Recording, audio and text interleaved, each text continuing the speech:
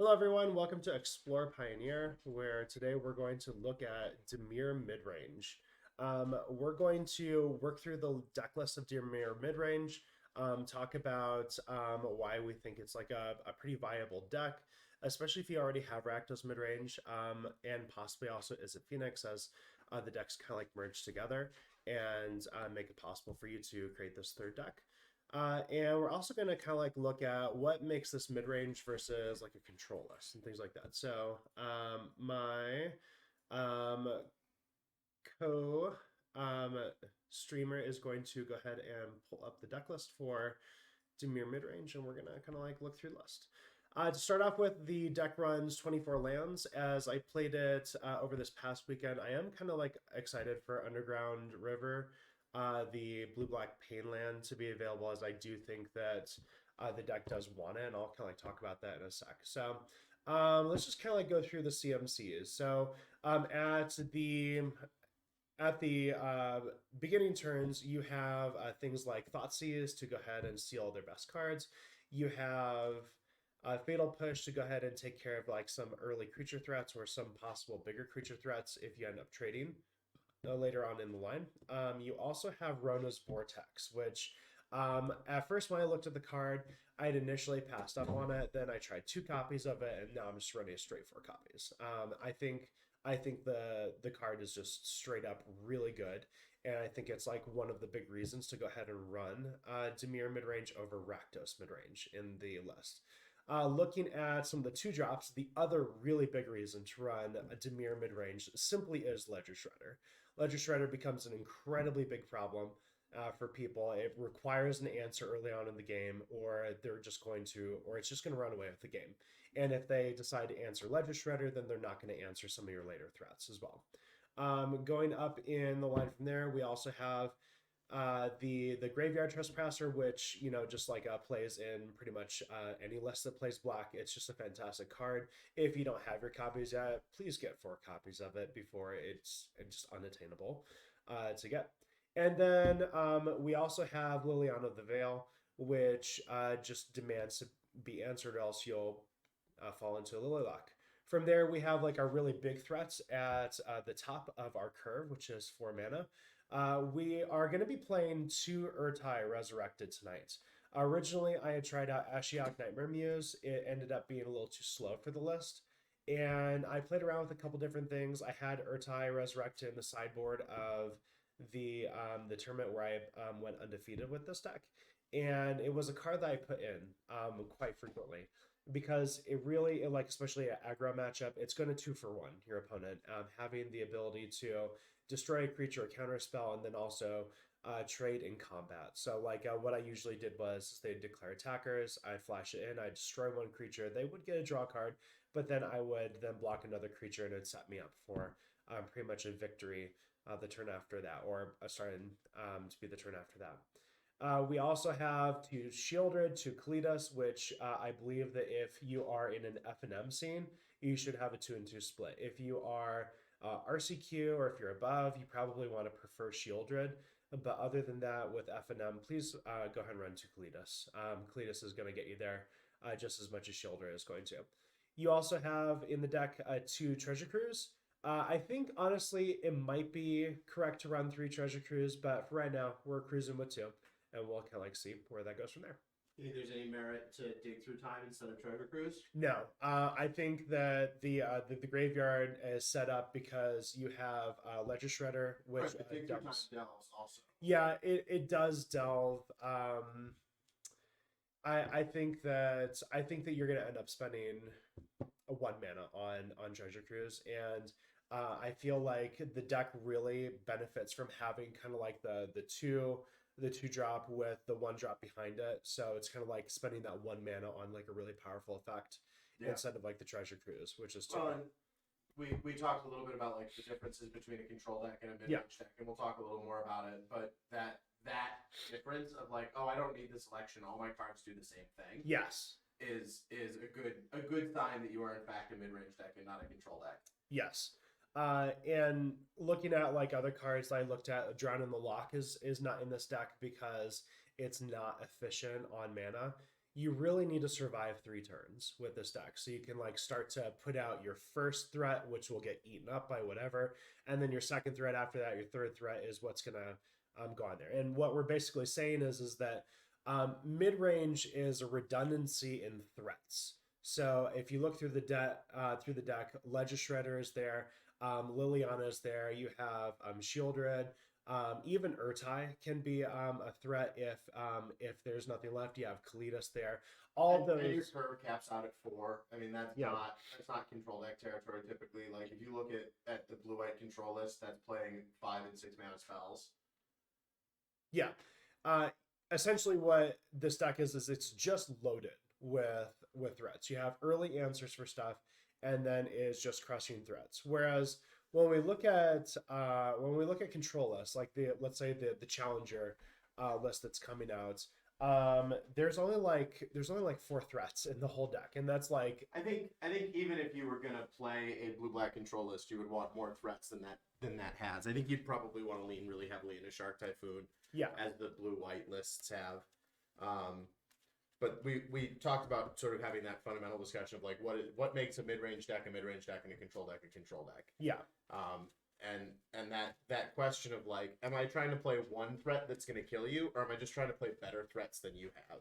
Is like the real, in my mind, that's the determinant, right? Like, again, I look at everything through this like Return to Ravnica standard shell because that's where I jammed the most games. Yeah. And like, one Thrag Tusk is never going to kill you. It's the fact that you recur Thrag Tusk, right? Yes. One Sphinx's Rev does basically kill you because it draws you 1,000,000 cards, right? Now that was a weird control deck because it didn't have like one tap out finisher. But the point is like, it's a different. Later on, it did. It had Aetherling, right? Aetherling is a control card and not a mid range card. It's like 6 mana. It takes mana to get value out of later, and it's just indestructible. Like you can't actually interact with it, which is why it was such a good control card. But there's nothing in this list that's like, I played this, now you just lose. There is no answer to this. Yeah. Or I will control you so that you cannot answer this. It's just, we're going to 1-for-1, and eventually I'm going to refill my hand with a Treasure Cruise, or I'm just going to have, we're going to each have 2 things left, and my things are going to be better than your things. Yeah. So. Yeah, and you'll have some redundant mana that you won't keep in hand because you want to dump it to Ledger Shredder. The deck is really good at filtering with considers and things like that, but those are kind of like light elements to it. And yeah, it really does get there with big threats. Throughout my tournament that I did on Friday, the first threat was always answered, and I didn't care. Like I wanted the trade, and because I would play the second threat right up behind it, and then my opponent would just scoop up their cards and be like, "Oh, okay, you had that as well." And it's like, yeah, I'm running multiple duplicates of like really good stuff. So if you look at the like main 60, do you know what if we discount lands? Do you know what the overlap is with red black? Oh man, so I bet it's like 50%. So much more than that, probably, because like you have the Thoughtseize, you have the Fatal Push, so right. Those are play sets already. You have Graveyard, Graveyard Trespasser. You have Shieldred and Kalitas, right? And those are so really the only change is that you're not running Bone Crusher and you're not running Fable, and instead you're running Urtai and Ledger Shredder. Yeah, and that's basically it. I mean, there's like a little bit of difference. You're not running Dreadbore. You're running some other things. But yes. Yeah. Oh, I don't think I talked about Rona. I did talk about Rona's Vortex. I was just really pleasantly surprised. Yeah. About how good Rona's Vortex ended up being. I was like, when I looked at it, I was like, this is a limited trick. I was like, no. I was like, this is not a limited trick. On something that it's a Planeswalker on its own, probably reasonable. Yeah. I mean, doesn't feel great because the Planeswalker still does something effectively on its way down. Yeah. But yeah, that trick, by the way, if you don't know what to say in that situation where somebody's like, I'm going to try and remove your thing, you have to hold priority with your Planeswalker. Yeah. You cast the spell. When it resolves, you retain priority and put the ability on the stack. And you also don't actually have to like verbally state that. Like it is assumed that you do. If somebody tries to be like, no, well, when it does the thing, you'd be like, no, I'm going to hold priority. This is an understood shortcut that just literally everybody always holds priority. But relevantly, if you don't do anything other than activate your planeswalker after playing the planeswalker, bad things happen. Anything that triggers. So you could actually put down a land too. Oh, could that you? doesn't You could play use the stack. Okay. Yeah, it doesn't use the stack unless the land triggers some sort of ability. Some sort of ETB elsewhere. Yeah. You've got something with landfall or something. Yeah. All right, we're gonna decide this. Yeah. Oh, let's talk briefly about the mono white list. We've Yes. done it. We've had this on stream a couple times before. We won't spend a lot of time, but yeah, mono white. We know it. Some of you love it. Some of you hate it. It's a pretty strong, aggressive deck in the format right now. We're leaning on Raylene. Why don't you? Yeah. So it does lean heavily on Adeline to essentially like produce like lots of creatures and also be a big thing itself. Brave the Elements is the reason to run it as mono white. Thalia really punishes. Hopeful Initiate's really good. Brutal Catharsis. Luminarch Aspirant is probably like low-key the best card in the deck. Right, like Luminarch Aspirant is essentially kind of like the Ledger Shredder of that deck. Like it's the 2-drop that you have to answer, or it's going to go away with the game, and then that steals an answer away from you to be able to play on other answers. So that's the deck. My early prediction is that mono white humans, even though this mid-range deck is set up against aggro, is going to take the blue-black mid-range, but I think you probably already cut this, didn't you? I didn't. No, I was looking through it. I shuffled it, so which I guess is kind of a cut, but I did look at it. So, but I don't think Atarka Red is going to be it. I do think it's going to be close. So for the mono white humans, I also think that that deciding the die roll is going to be what's really important. 9, 7. So, have you considered getting good, Adrian? Oh, have I considered that? Nah, not really. I'll just leave it for the cards to say.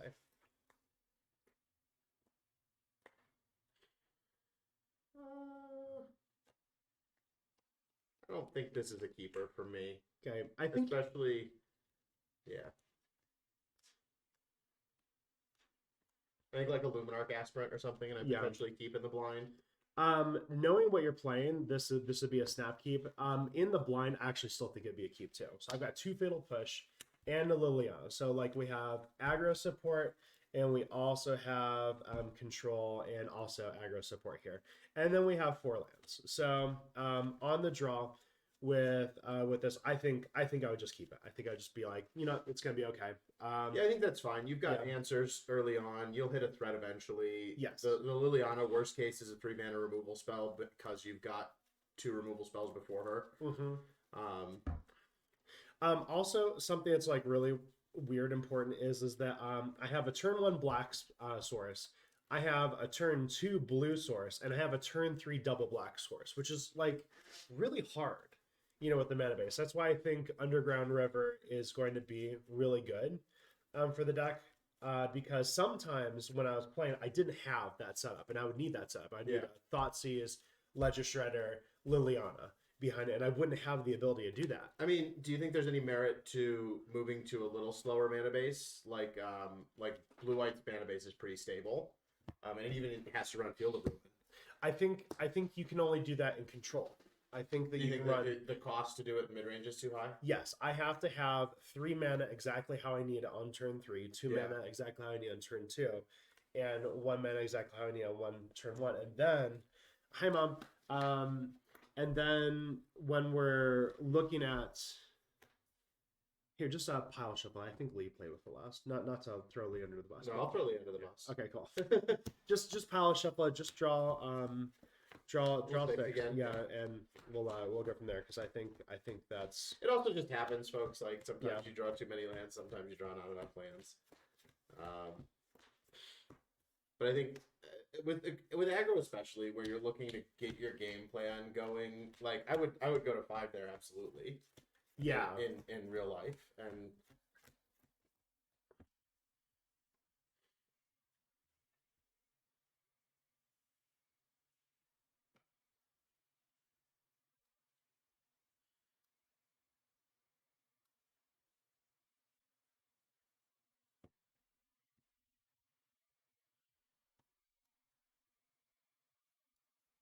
Well, did you do anything fun like while you were out and Ate away? a lot of good food.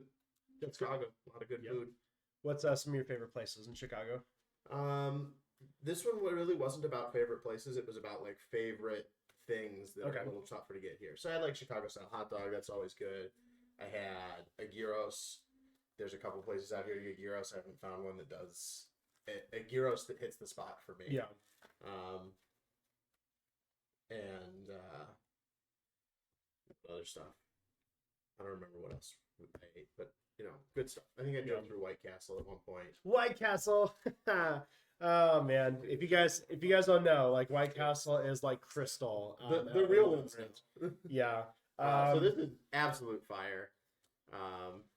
I would not even be upset if we were going to 5 here. I'm just going to pitch a plane. You are gonna pitch the planes. Okay, cool. So yeah, all right, I don't think that there's a world in which you don't do that, right? Yeah. Because you have one drop, you're going to play it. So having a third land doesn't actually do anything for you. who do you think's gonna win this setup? I think honestly, like looking at that, it depends on what we draw at this point. Yeah. I think these hands are pretty indeterminate. Yeah. I have a threat which you do not have an answer for, but you have plenty of time to draw one. Yes. All right. You're on the play. Let's play that hopeful initiate. And We'll pass. Okay, I'm gonna put down a swamp so I can leave up that fatal push, and I will say go.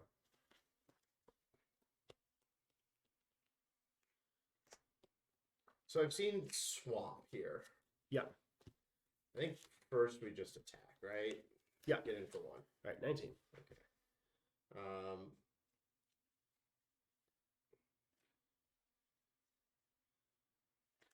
Yeah, I was gonna say. I think you played At that point, yeah. when we've seen played like the tag.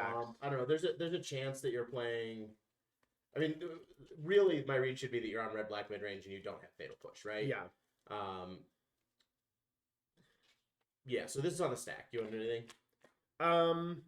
You know, it's interesting because it's like it's the tax. I need to go ahead and if you played if you played a different 2-drop, I actually think I would just not kill this. I would You would kill kill it. the 2-drop, Yeah. right? But here I need to go ahead and keep efficient mana, so I'm Yeah. gonna go ahead and push this guy. Okay, my go. Yeah. Go ahead. And that 1-mana tax on Thalia is really, really relevant in this matchup. I can tell. Yeah, it's gonna end up being something. Go ahead.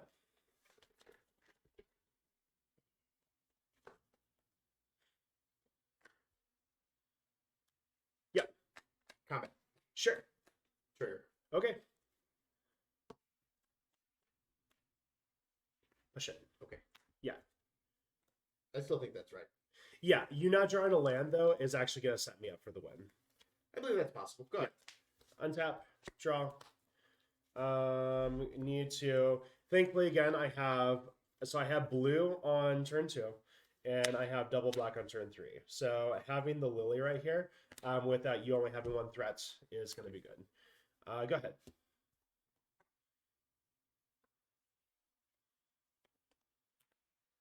Yeah, I think we're gonna seal this. Go ahead. Okay, untap, draw. I mean, it's possible not, but you know. We're going to start setting up for victory. That's a bold claim.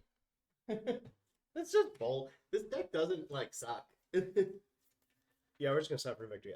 Trigger, discard. Sure. Okay.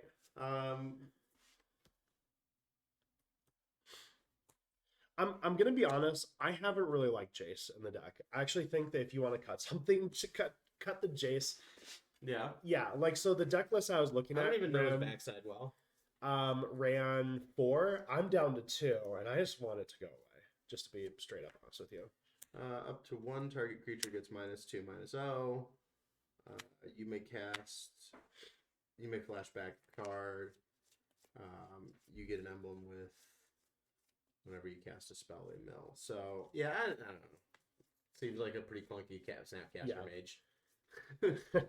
Okay, so my second spell, I'm going to vortex this again, setting this up for success. So trigger connive, draw, and then we're gonna discard. So we're not gonna beef up our boy at all. Go ahead. time walking you here feels Yeah, no, really, that's really, real really good. good. Yeah, because now I just have to.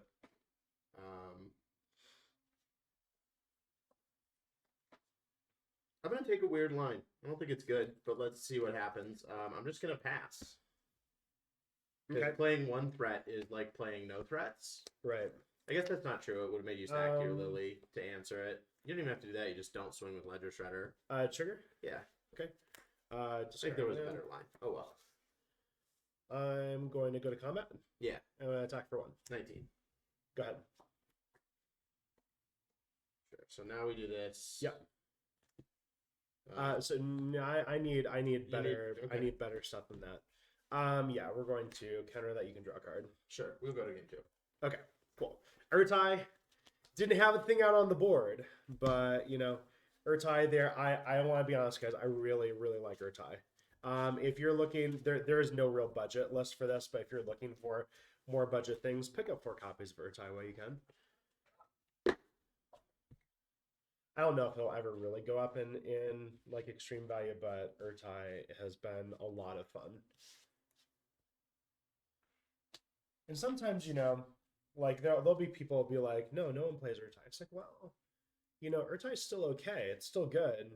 It still does relevant things. If you just like the cards, sometimes. That's okay too. What are you thinking sideboard wise, my friend? I think I like Archon. Archon's great.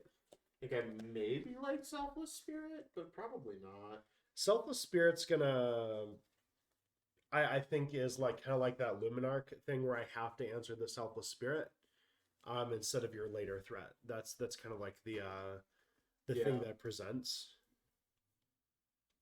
Yeah, I don't hate that. I think Elite Spellbinder is probably just too slow. I don't know, maybe not. Oh yeah, Ecto. That is super hot. Like you're saying like reanimate with the Scarab God, Urtai. I do have the Scarab God right here, and that's kind of like a thought to put in the deck. Right now, I can tell you straight up, I hate the Jace. Like the Jace is gone. I'm not. I never want to play the Jace. I never prioritize the Jace. Jace is maybe a little bit better for like tempo less like we were talking about or things like that, but straight up aggro, it's not really that good for it. Yeah, I just don't like it. Goodbye, Jace.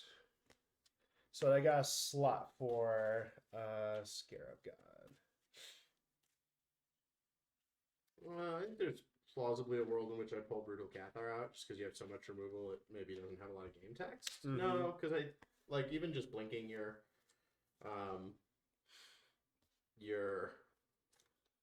what's it is pretty good. Your Ledger Shredders. Yeah, blinking Ledger Shredders. And you're not threat dense, which means that if I do land it on like a relatively open board or on a relatively late stage board, I think that's pretty good. I think I'm only gonna put in 1 Extinction Event because you have a wide variety of threats, and while Extinction Event might be good, it's I don't know. Now having a 5/5, that's where it's things are gonna get really relevant. Is creating just something again bigger than you can deal with. So I'm gonna go ahead and put in the Scarab God. Also, like being able to have recur your creatures onto my board is going to be good. The fact that they are big boys is also really relevant. You're basically never going to play a multicolored spell. So Soldier of the Pantheon's not good, except that he's a 2/1 for 1. Urtai, I think is Urtai, and now Scarab the God is it. Yeah. So I think maybe I'll just leave him in anyway, because I think I'd rather have a 2/1 than a 1/2. Yeah. And I'll play the Selfless Spirits over some Hopeful Initiates and Kithian. I guess Kithian, for the same reason as Hopeful Initiate, I should just pull another Hopeful Initiate, right? The first of. It's fine.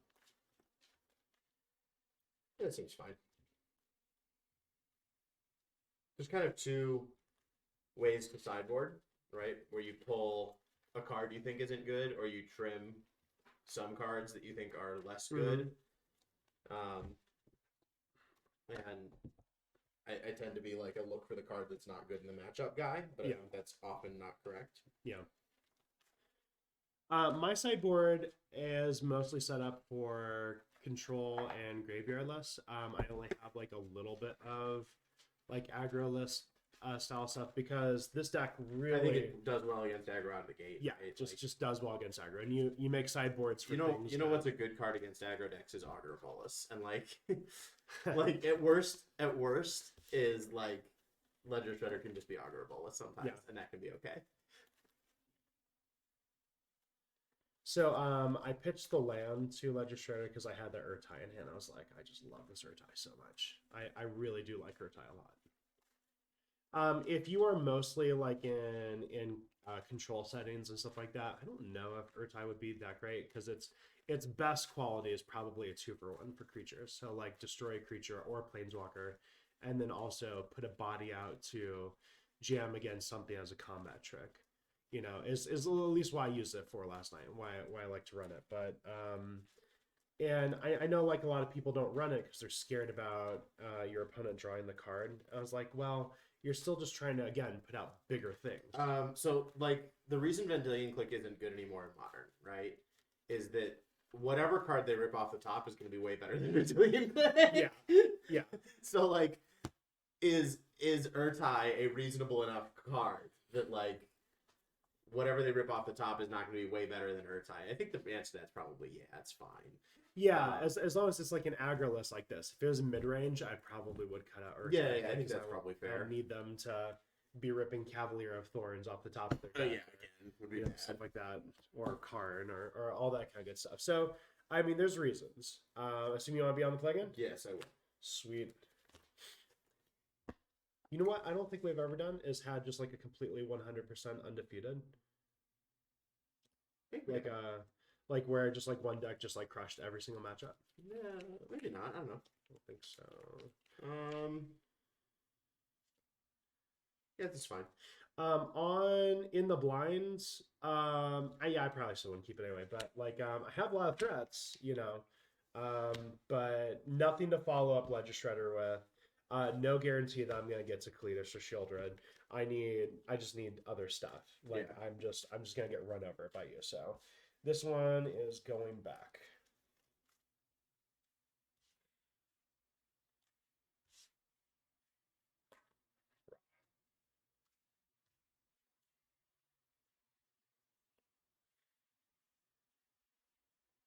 I don't miss Drown in the Lock. I saw like I tried to play it a couple times.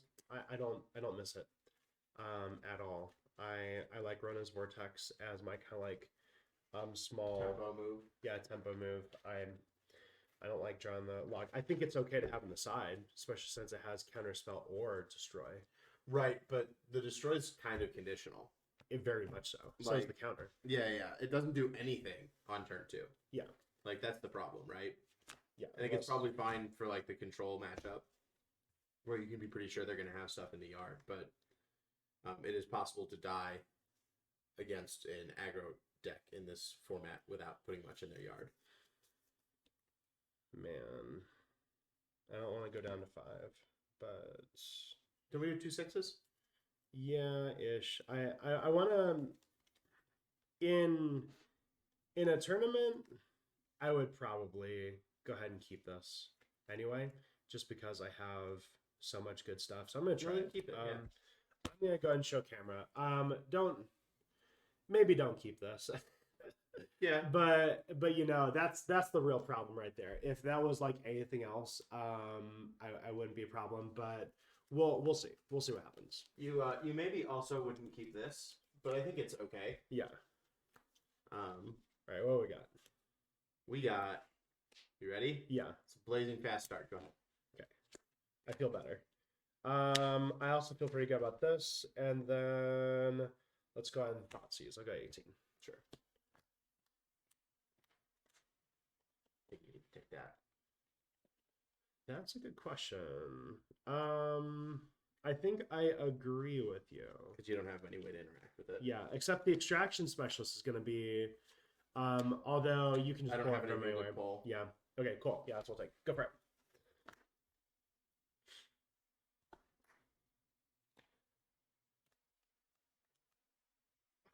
Go ahead. Garbage. Por la basura. It's for the garbage. Go for it.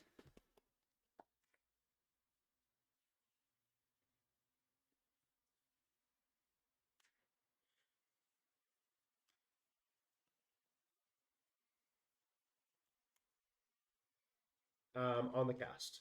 I'll push this guy. Stop it! Yeah, good stuff. All right, 16.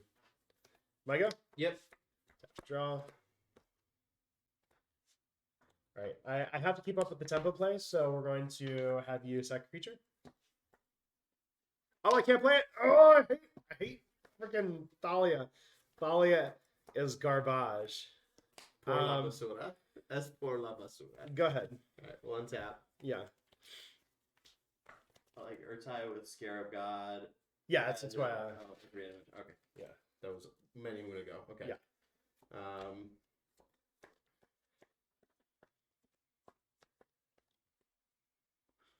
can't really do that.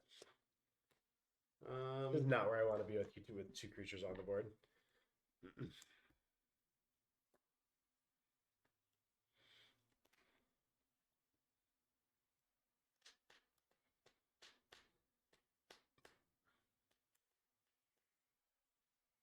What you doing? What you naming?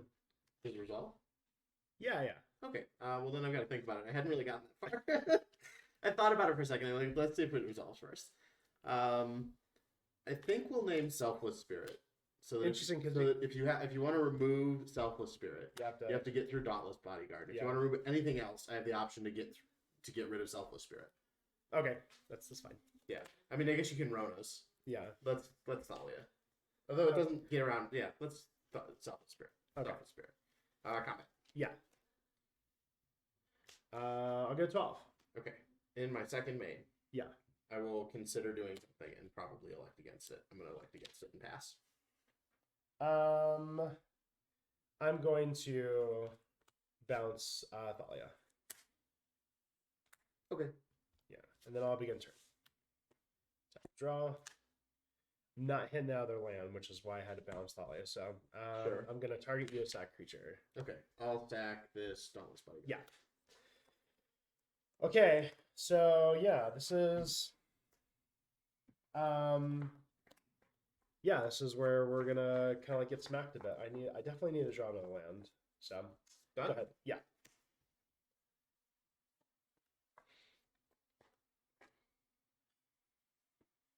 Let's do combat. Okay. Let's kill.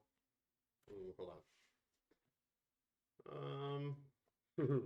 Asking yourself if you Three care about hand. Lily. Well, I do care about Lily. The question is, do I also want to pressure your life total, or do I want to just set up for a better turn next turn? Right. You don't play a Wrath. So I think the answer is like kill Lily and commit to board.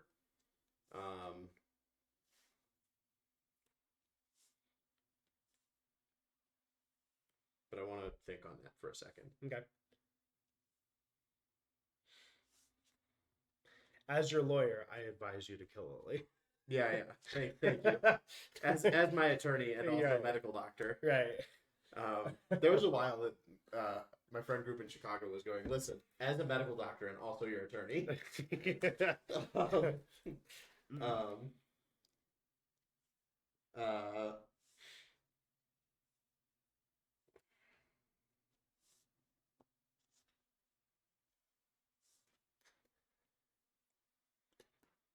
Yeah, okay. Kill Lily. Yeah, Lily gone. Play Thalia. Okay. Play Dauntless. Naming Spirit. okay. Intense. Like camping. Go. That's right. It's intense. There's the land, folks. Takanuma, Let's abandoned land. jam out this Kalidas. That's pretty good. It's pretty good. It may stabilize the board unless you start drawing Thalia's lieutenants like left and right. So go ahead. Also, the lifelink, super relevant. Very, very relevant, unfortunately.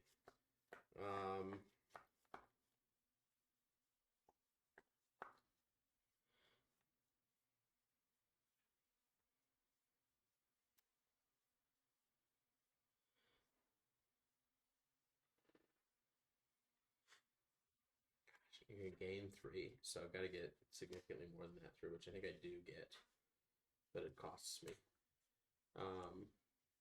Just attack with the team. Slam. Slammer jammer. Go to box. Okay. You're naming Selfless Spirit, right? Here? Yeah. Okay.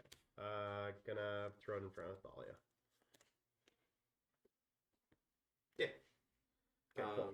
So you'll gain 3 and take 6. Take 6, so I take 3. Yeah. Puts me 9. Yeah. My second Oh, mate. so death trigger, I get a zombie. Oh. Yeah. That's why Kalidas is an unbelievably stabilizing effect. Pretty good. It's pretty good. Okay. Go ahead. No. So sorry, it's an exile. It's an exile. You can't get it back. Oh, it's in exile. It's gone. Oh, okay. Yeah. Yeah. Go ahead. Okay.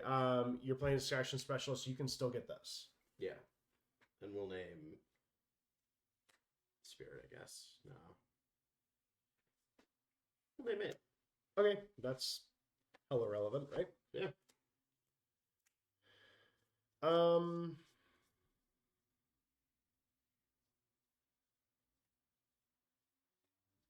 Combat. 3. 70. Right, I'll go up to 10, 11, and 12. Go ahead.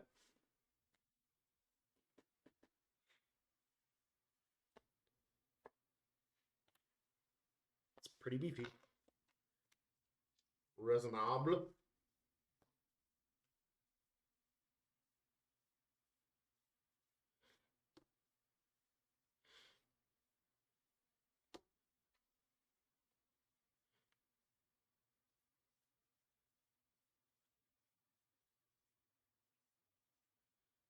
Oh, hold on. This on the stack.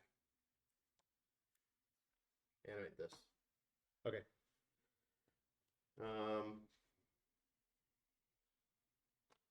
Sorry, this is now a creature. It's a game rules violation for me to leave it in the lands pile.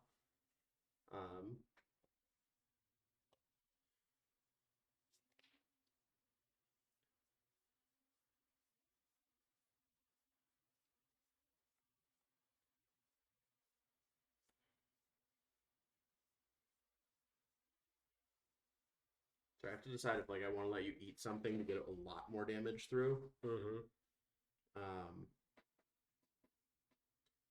Let's get this and this in. He played. So that does not have a counter. Since Oh, it's not it's not a human. Yeah. Thank you, Acta. Good call. Good call. Thanks. Keeping us clean. Okay, a 4/3 and a 3/3. Well, I'm thinking if I have more attacks. Okay. Oh, this is flying. We'll definitely attack with that. Oh, for sure. Yeah, I think that's that. We'll leave these guys here so they're clear. Okay. Before blocks. Sure. Let's see what happens. Urtai. Okay. Okay. I'm going to destroy Dauntless Bodyguard. I'll respond by sacking it to give Extraction Specialist a shuffle 10 turn. Is that the way that works? Isn't it? No. The chosen creature. Yes. Yeah. Gains indestructible. Yes, that is the way it works. Cool. Isn't that exactly what it says? Yeah, that's exactly. Sorry. Okay, it will go to exile, and I will Yeah, have you gotta- 2 zombies, which is actually very relevant during this block period right now. But I want to get the bingo. So, so we're going to. You got no cards? Oh, sorry. Doesn't it say destroy? Hold on. I might have a different effect. Okay, yeah. Destroy another target. Creature, planeswalker, and you draw a card if that happens. Oh, and I draw. Okay. Yeah. Yeah. Do I want to let that happen, or do I want to sack the Selfless Spirit? That's the real question. Because if I sack the Selfless Spirit, then my Mutavault definitely survives.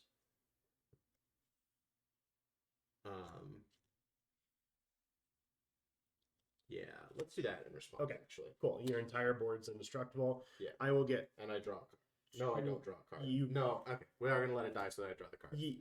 Okay. Oh, but then it has to die as a result of the effect.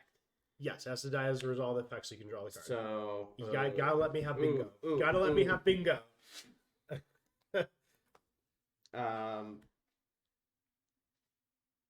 I'm gonna sack the Selfless Spirit. I think it's 2/3, a 3/2 Dauntless Bodyguard. Oh, but it's under the extraction specialist. Jesus. Um,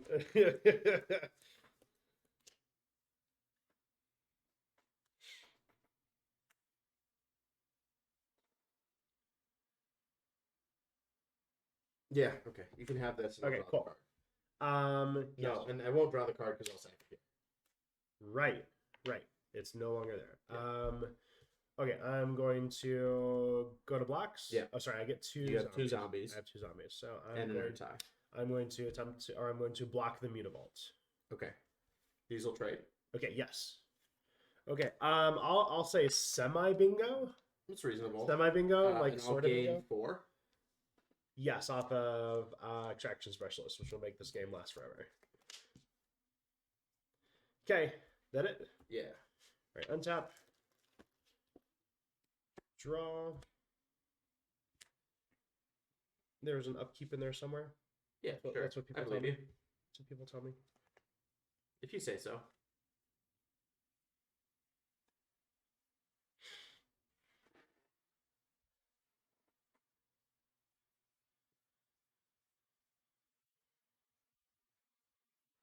Maths for blockers, Adrian. Maths for blockers. Maths for blockers. Comment. Yeah. 3. Okay. I'll go up to 13, 14, 15. It's kind of like where I want to be. Yeah, I feel like, and I've been told this a lot more. I need to be more aggressive with Kalidas. Like, Kalidas is not actually like a hanging out in the background. Kalidas does a lot just on offense. Like, yes. Yeah. To make sure that you gain that life, just go ahead and throw them at. Right. Go ahead.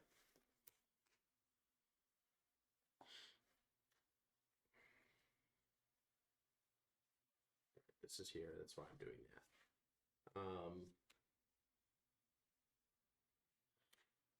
Trigger.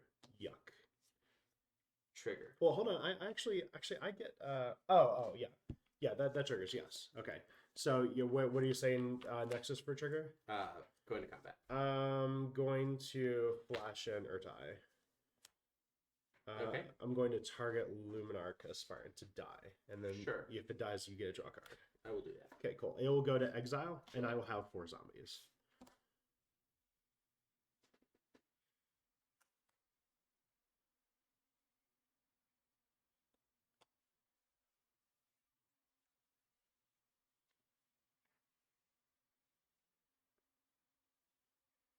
So we're still in my main phase because you haven't. Yeah, because you didn't let me go to combat. Yeah.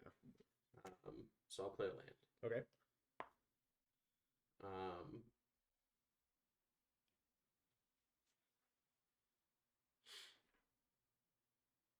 We can go to the next match. There's no point. That's not true. I don't think there is a point. I mean, you can always hit with the Selfless Spirit. I can't do anything about that. 13. Go ahead. Yeah. Draw. Combat. Sure. 3. 15. 14, 15, 16. Go ahead. On your upkeep. Okay, we're there now. I'm going to push Selfless Spirit. I'll sack it and give my board. Okay, cool. I probably should have just done that on my turn, but yeah. I don't know. I was feeling controlly. Well, I definitely should have done that on my turn, but still.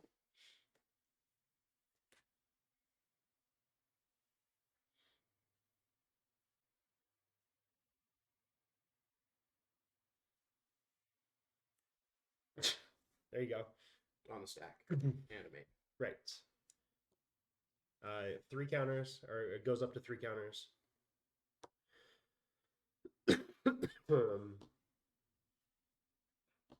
Stuff.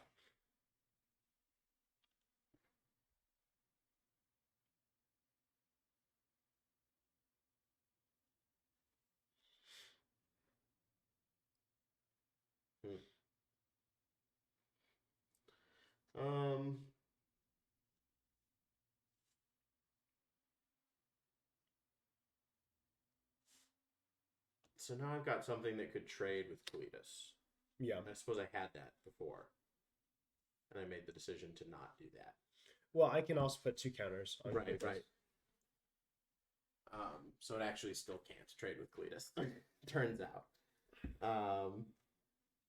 This is why you want to play Cletus too. Like everyone's like really knee deep into Shieldred, but Cletus is the only reason why I'm winning this game. For sure. Yeah, I mean, I think we just have to go like math is for blockers at some point, right? We are going to put this on the bottom of your library. Sure, we can go to the next match. Okay, cool. Yeah, it's just gonna get more dicey from there. Yeah, and the Atarka Red matchup's not gonna be good either. No, no, it's not. So okay, so you guess up your I perfect think hand. that you straight lose 100% of your games to control that. Yeah, I mean You have no win condition that survives Supreme Verdict. You have no win condition that survives a reasonable march. You have no win condition that survives like any. So like all I'm trying to say is like losing the fact that it crushes these matchups. Yeah, I don't think your mono green matchup is great either. I think that those are problems. Yeah, like I'm saying this so that I don't get too salty playing 2 aggro decks in a row against the thing that's literally just designed to kill aggro decks. Yeah. Um, Well, that's what the sideboard's for, though. Like, definitely, because like in the sideboard, you know, like having Ashiok in your side really helps with your control matchups. Can I read Ashiok real quick? Sure. Ashiok's fun. It gives a blocker.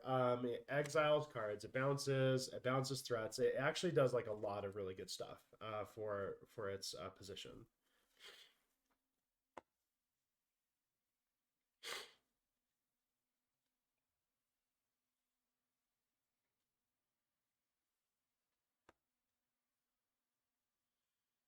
If we have time too, you'll get to bust out the control matchup. I want to see how that works. Yeah. Just concede quick. Just concede quick. Just be like, fuck it. We're done with this mess. Yeah, I don't think that. I think Ashiok's fine. I think if you have one thing that I can't just like answer with verdict, I don't know. Scarab God, I guess, is good too. I don't know. We'll see. I don't think that it's. Plus Lily. Lily's really great against control. You know, I have that main. Shieldred, really good against control. Shieldred's very good against hilariously good against control. I think Shieldred's better against control than Lily is, especially now that like removing planeswalkers is only marginally harder than removing creatures. Okay, what's your setup gonna be? Oh, I guess supposedly I'm supposed to get we're gonna do the nut straw, right? Yeah, your perfect hand. You can be on the play. My perfect hand is that I'm gonna be able to concede in my draw step.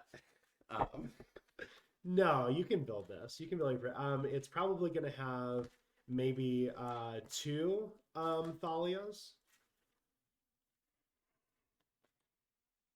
I don't know. Yeah, Brave the Elements is really good. That's 6 cards. Is it all? No, that's 7. Oh, is that 7 cards? Okay. Yeah, 2 lands. Kythian into. I think Thalia's Lieutenant's a trap for you. I don't think you're gonna have a good enough board all the time to have that. Yeah, it could be true. But if that's true, then none of my cards are actually any good. So I actually feel like having yeah, Luminarch is fine. Oh, you're just gonna okay. I might just go like 3 Luminarch Aspirant. Just make you have it 3 times. I don't know. Seems bad. Actually, I think the wedding announcement's good against you. Yeah, actually, wedding announcement's really good. That would be something. But now I'm dead to no 3rd land. Yeah. No, that's not true. I have things to do on 2 for 2 turns, so I have 3 draws to hit it. I like it. I like it. Kythian running out, it's really good. If you hold up the mana and I try to remove it, you can just not. So having Luminarch Aspirant on turn 2 to pump Kythian, pretty solid. Or bringing out I don't think you actually want to pump Kythian. Well, sorry, make a okay, yeah. So I think you we want actually to flip it because we eventually will flip it, and that would be bad. You could bring out, well, the pro multicolor is not that great. The 1/2 doesn't really matter in this matchup. You just pull a third land, I guess, and then play Thalia turn 2. I think if you know you have the Luminar Gasparant, Oh, yeah. Yeah. Because then you can keep you double the value of the Luminar Gasparant in the long run. But I don't think it's good. I still think you play Thalia on turn 2 though. Yeah, I think I actually want a 2/1 here. Maybe I want Brave. I don't think it matters. Like I think it comes down to, do you draw the correct mix of like removal and not removal? Yeah. I think Hero of the Pantheon is better because I just want to draw the other thing later. Soldier of the Pantheon. And like there's an off chance that it gains me 1 life. Yeah.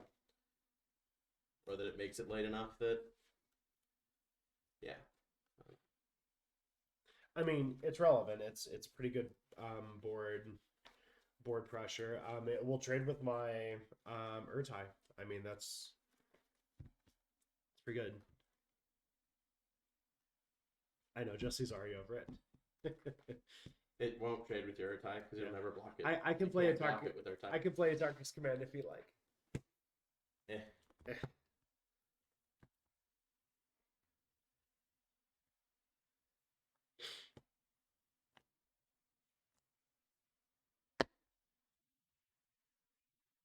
I think Atarka Red will care less, right? Like Atarka Red doesn't care as much about its individual threats. Unbelievable snap keep.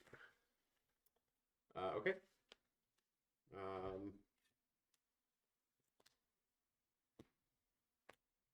Go ahead. I mean, it's not like the greatest hand in the world, but it's pretty good. Good.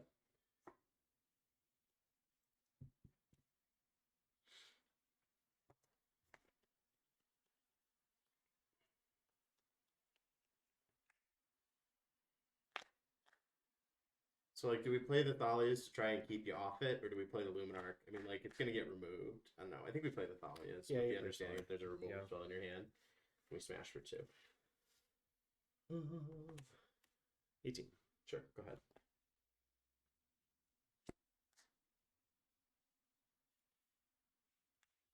Good. Also, the oh my god, I'm a boomer feeling of seeing 4 Thalia Guardian of Traven in a like $40 recon deck. I mean, like, how does that fit? Oh, right, because it's a $2 card.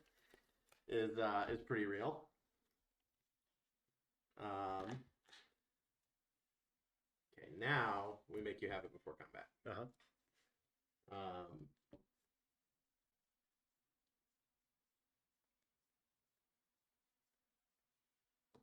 Okay. I'll go ahead and push it. Yeah. I'll take 2. Go 16. I go? Yep. Draw. I'm gonna be honest. I don't like this card, but it's the card we got. We gonna play Jace? Yeah. I just don't like Jace. Good. Yeah, I mean, like, if you'd rather it was Hedron Crab. That's a lot. Yeah. Just something.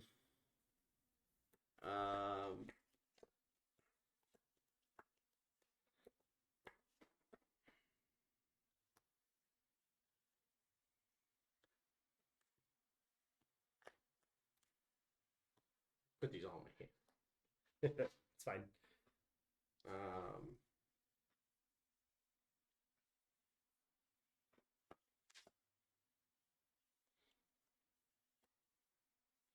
Combat.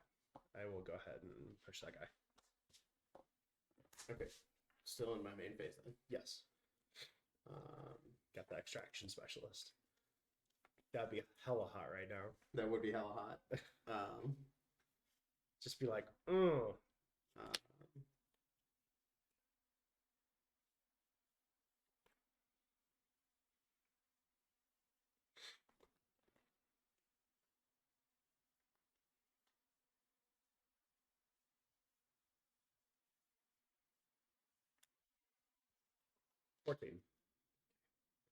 Say draw, discard, then If there's 5 or more. in your graveyard? Yeah. Okay. And flips. So, like, do I want to leave you the loot, honestly, is a question. Like,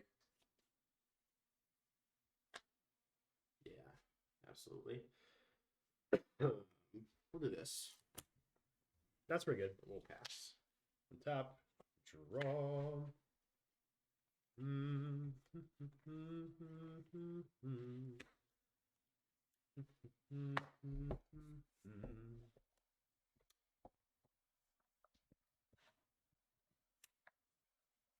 Go ahead.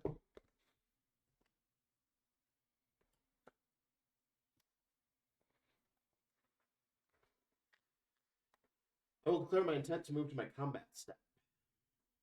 I'm gonna tuck that guy on the bottom of your library. Okay. Still in my main phase. Yep.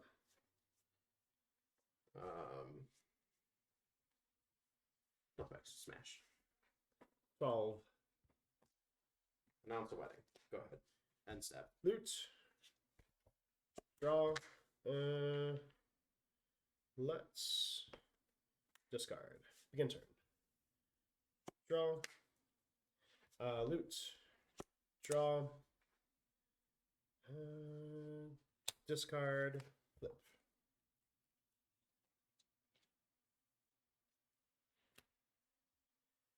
This is where it gets not the worst. -3.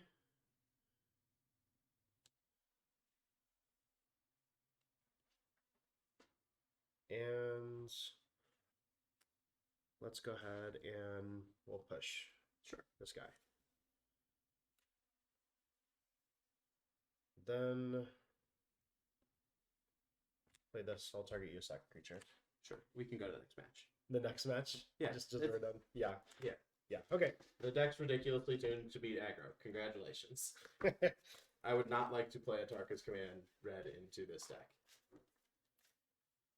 Okay, so you want I would like to not play the same deck into a deck designed to beat it twice. Okay, cool. You can play this. I will play Atarka Red.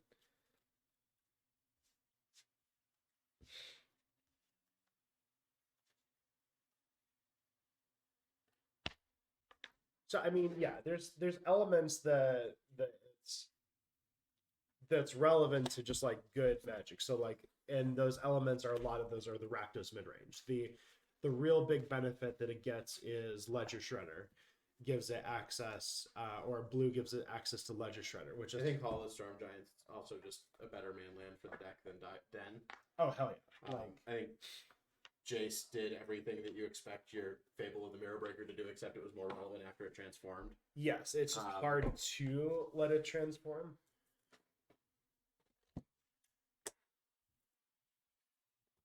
I don't think it is, right? Because it's going to put things in its graveyard. Like, if you're not putting things in your own graveyard as that deck, I don't know what you're doing. You kept a bad hand. You've got the Ledger Shredder to connive. Like, I think you're down on that Jace for no good reason. I don't think it needs 4 copies. I think 4 copies is bad. Yeah. Yeah. I think 3 is probably good. Yeah, when I was looking at the 5.0 list, it ran 4 copies. I was like, holy bejesus. So, yeah. All right, so the name of the game is for you to not have Thoughtseize and me to have a Burning Tree. I'm sorry. That's about the only way that I like really guarantee any sort of victory with this matchup. My sideboard, I can't deal with Cletus except for Lava Coil. I can't deal with Shieldred. I can't deal with Shieldred at all. Yeah. Like, there's just nothing. I have to trade. I have to 2-for-1 to deal with Shieldred. So that is, Shieldred is what keeps decks like this in check, because there's just no really good Supreme 5 Verdict damage. also. Like, Yeah. There are other things that make Atarka Red not the best deck in the format. I promise it's not just Shieldred. I'm surprised with as much Shielder that's running around is that we don't run Roast. Like, I've not seen Roast in any sideboard list, and Roast would be perfect for a I don't think I Shielder. know what the card does. Roast, a 5 damage to a ground creature. Okay. Yeah, like back in the old standard, Roast the Rhino. Okay. Yeah. I'm pretty sure it's 5 damage. Yeah, Roast the Rhino.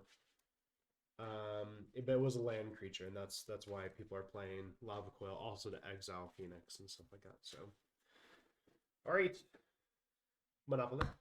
Absolutely. 3. Haha! So much higher than 3.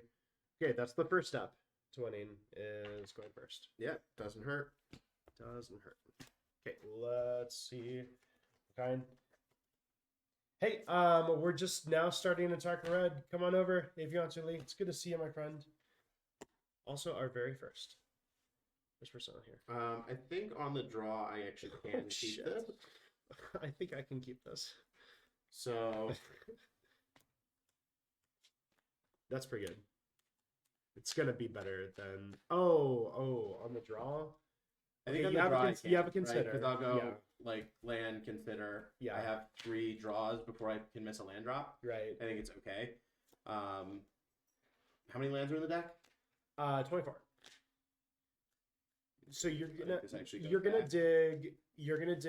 I won't have a black source, so I need 2 black sources. I need 2 untapped black Right, sources. but you're gonna dig 3 deep to get your first line. Then you have Ledger Shredder to put out. I don't know. I mean, yeah, it's but I completely up to can't play anything for the ledger shredder. I don't know. Right. I don't think it's a move. Okay.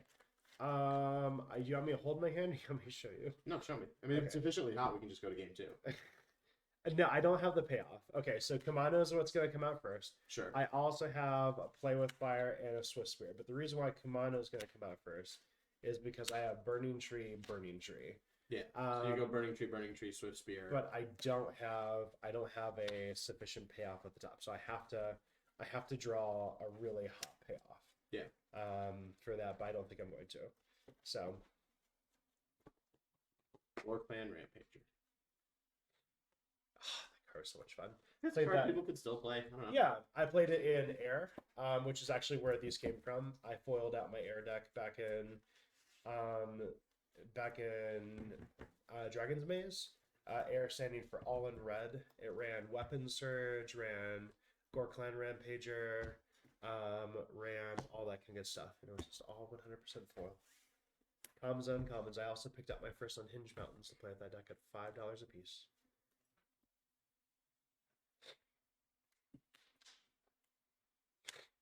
Yeah, so this is eminently keepable. Sure. So, I think we actually just send the consider back. Okay. Yeah, because 2, 3, and then 4. Yeah. All right. I will start us off with the Den of the Bugbear, and just like that really cool sound effect on Arena. For 1. Go for it. I'm actually going to do this, so I have access to black sooner. Go ahead. Okay. Untap. Draw goes to 2. We're going to shock this into play. Go to 18. Winning.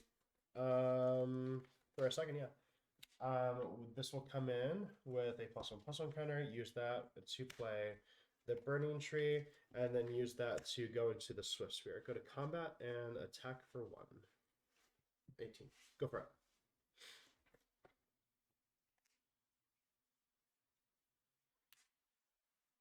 Shredder? No. Okay. So can I do this, or do I have to play the other thing? I think I probably have to play the other thing. I need to do this so that I eventually hit that.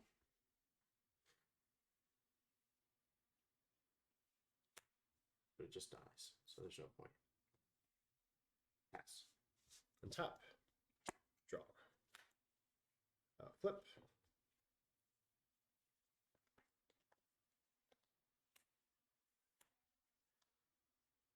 Legion Loyalist. Sure. Combat. Yeah. Battalion Trigger. Okay. All the things. I'm gonna push the 3/3. Push the 3/3. Okay. Dice. I'll take 2, 3, 4, 5, 6. Before damage, Sure. I will play with fire. You'll take 2, Okay. and then that will trigger this to have an extra 1 on here. So I'll take 7 more. Yes. I scry 1. I'm gonna send that to the bottom. Go ahead.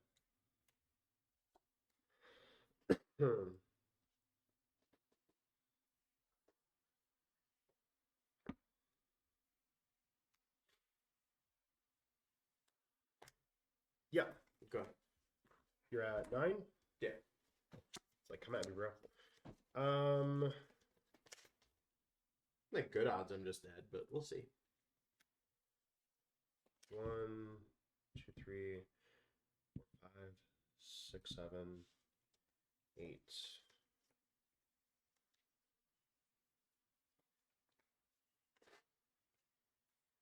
Yeah. you'll just block. No, I think if I play it this way, I think I can guarantee that I win. Yeah, probably. Phoenix Chick. Cool. Play with fire. Sure. Send the crew. 1, 2, 3, 4, 5, 6, 7, and then 8. And then this guy would attack in the air, which would get around your Kalitas. A double burning tree. That's again, the reason why I didn't even have to have the payoff. You just have to have burning tree into something, and burning tree into another burning tree is pretty effective. Lee, why didn't you play like that? Why did that not happen in our matchup, my good sir? I'm just ribbing you, of course. So, in my matchup with Lee, I went 2-0 with the Dimir list.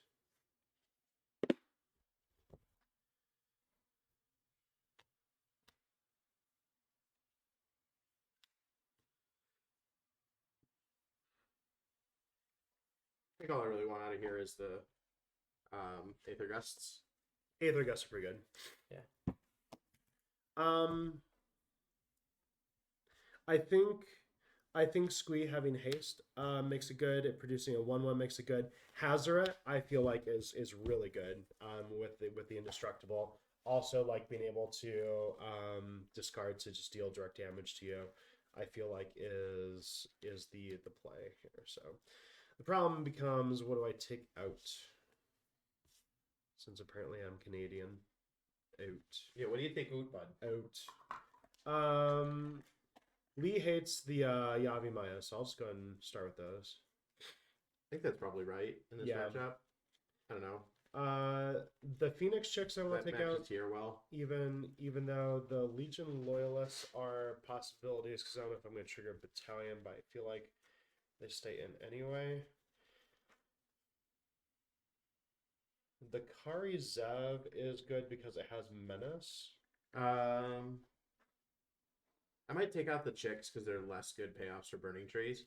I think that hands with Burning Tree in them and anything to play after are more good than hands without. I'm only taking out one anyway. So. Yeah. Well, I'm saying I might leave these in and take out 3 of these.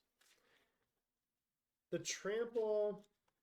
I don't think the Trample matters. I think it's that you've made more power off of your Burning Tree. This has Recursion, though. So that's what... I think if you get into a game where you care about Recursion, you've already lost. Well, I mean, that's why I'm bringing in the Squee. Okay. It's because of Recursion. So, yeah, I'm gonna take these out. Okay. And I'll take out one check. Squee, yeah, Squee is really good because of the Recursion. So, now your Graveyard Trespasser, that'll be really good against Squee. I love that.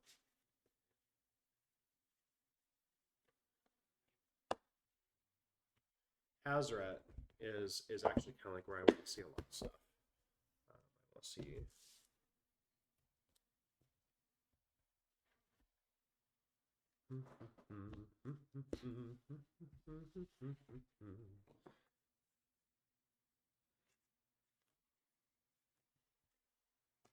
I'll be on the play. Sure.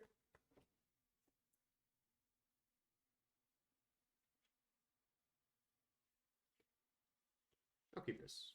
I'll keep. 18. Winning. I have that thing that you might take. Oh no, it's very interesting. I only have 1 land, but I have 2 draw steps. I also have the play with fire. So, what we doing? Seems awfully far away for you. So I'm not taking that. Okay. I'm gonna take the Monastery Switch Spear.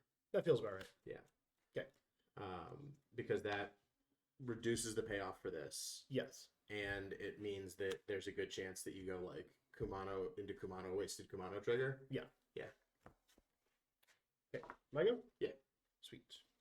Draw. Do you draw one of your like 16 lands? One of my 16 lands. Let's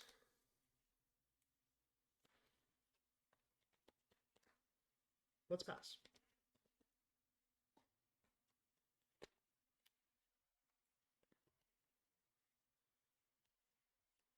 We'll pass.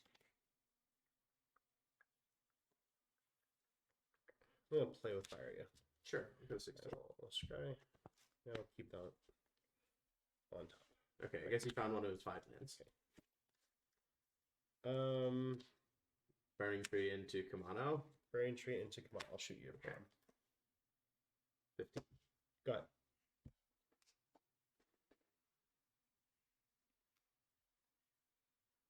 Oh, sorry.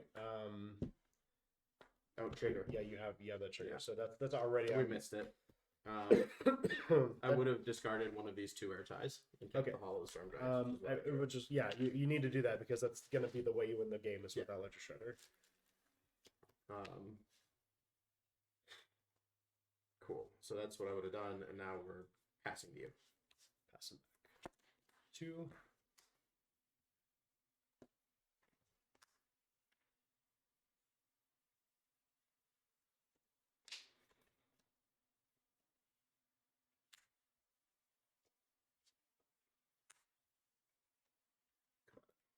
Sure. 14. Good. End of your turn. Yeah.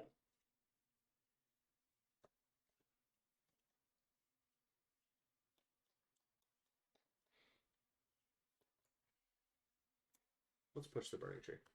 Okay. Untap. Draw.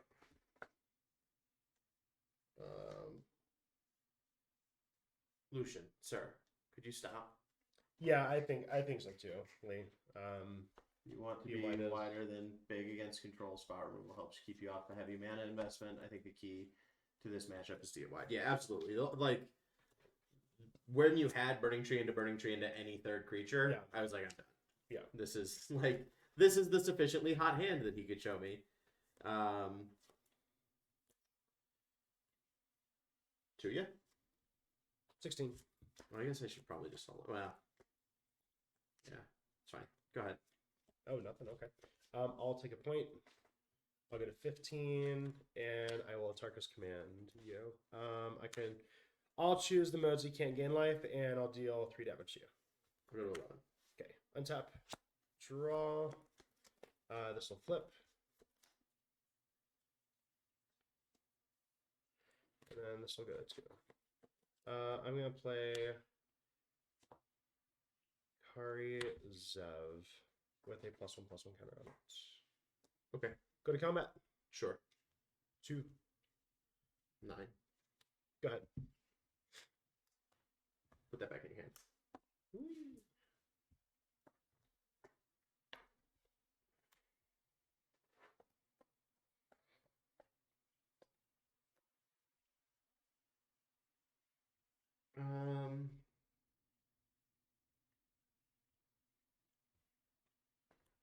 Go ahead. Untap. Draw. Flip. Sure. Oh no, not 2 2/2s. I know, right? I think you're looking for like the triple bolt out here, basically. Yeah. Which is awkward because you don't have bolt. Yeah. No, I need to dump And the, that actually doesn't even work because I get to swing with Actually, Kalidas. what I needed to do, well, you're going to bounce Hazret, so I needed to play Hazret last turn and to not have it be bounced, so. Yeah. Good.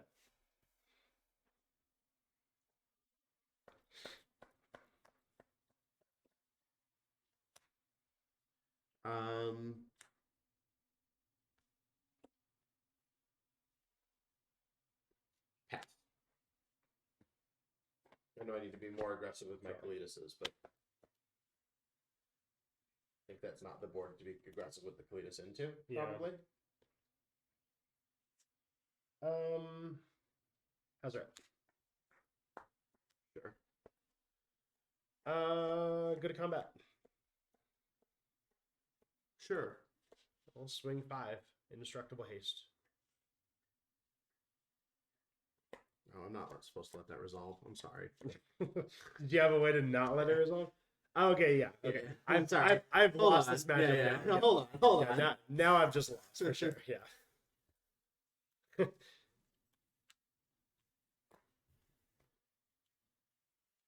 Yeah, that is definitely losing right there. So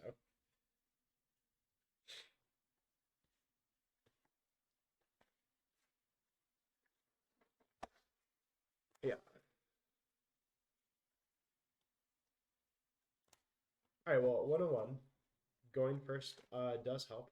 So we'll see if we can get there. But yeah, Urtai, I'm telling you, it's felt good every It's game, right? really good into like aggressive matchups. I think it's probably pretty. I think it's probably fine against control, honestly, because at least it counters something. It counters the planeswalker.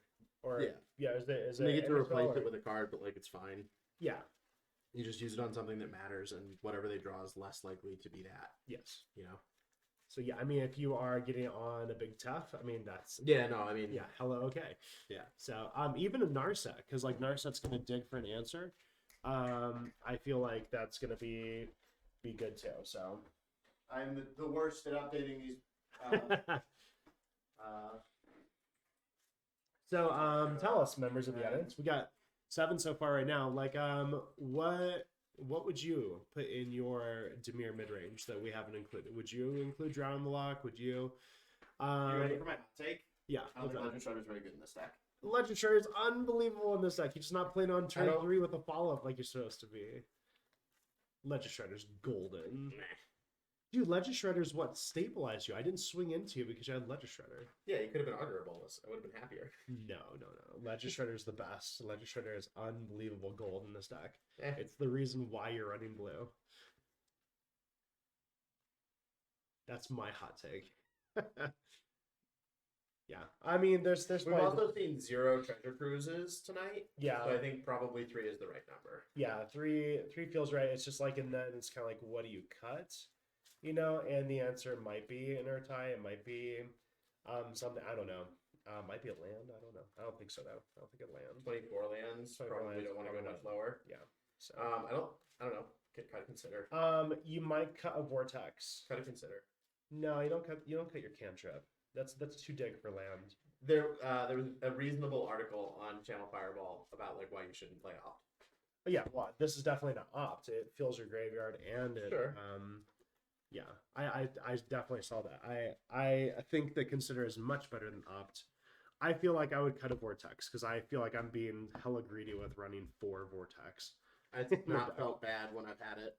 It's so good. I It's love good it. at 1. It's good at 4. Like I'll go first. mana flexibility is big.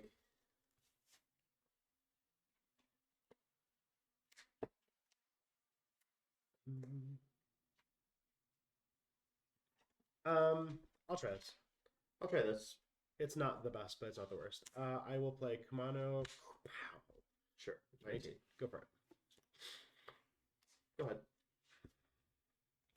That feels good. We'll go up to 2 counters on this.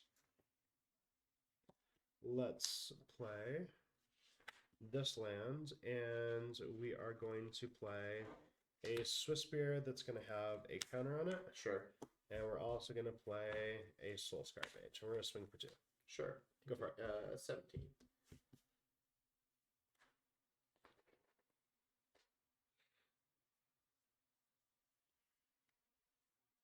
That feels hella Go bad. ahead. Got the You don't know what's push. in my hand. Got the push, I guess. But flip. Sure. So Lee, about that go wide strategy. Oh, hell. I guess I have to play this on that color. Cast with Sphere. Sure. Go to combat. Sure. Attack seize. 1, 2, 3, 4, 5, 6. So far. Okay.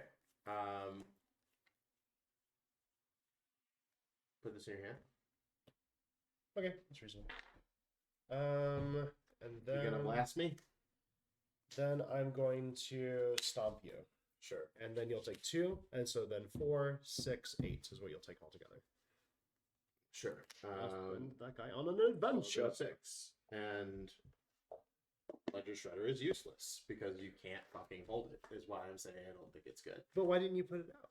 Like, even for a blocker, even if it dies. Because my option was to shock and play Ledger Shredder. I feel like you do that. I don't think so. I don't know.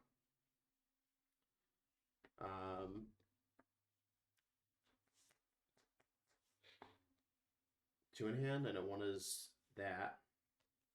So if you had done that, then you put Ledger Shredder out. What would happen is you probably would have blocked this guy.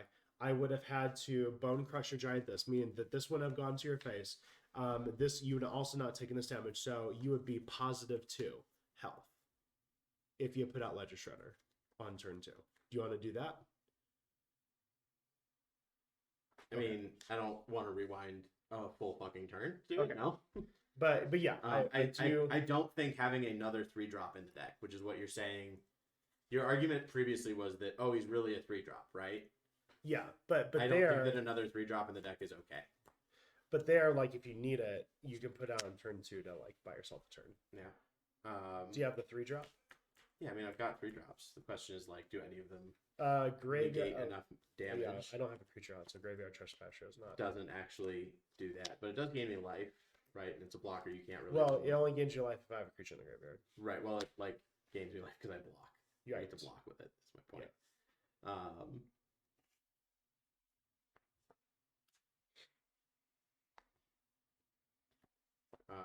Because I do that, I'm just dead, right? Yeah, cool. So let's play Graveyard Trespasser and pass. Okay.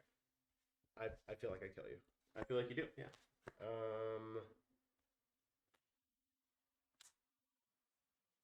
Spare.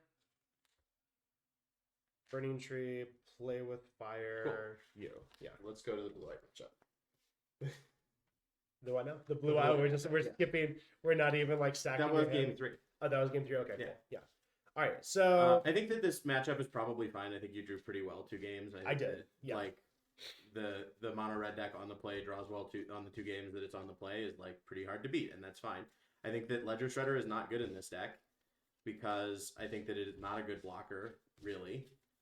For like, I don't think that like 2 mana block a thing and die is sufficient. Maybe I'm wrong. I could be wrong. It's a 1/3. I have to do something to trade with your board.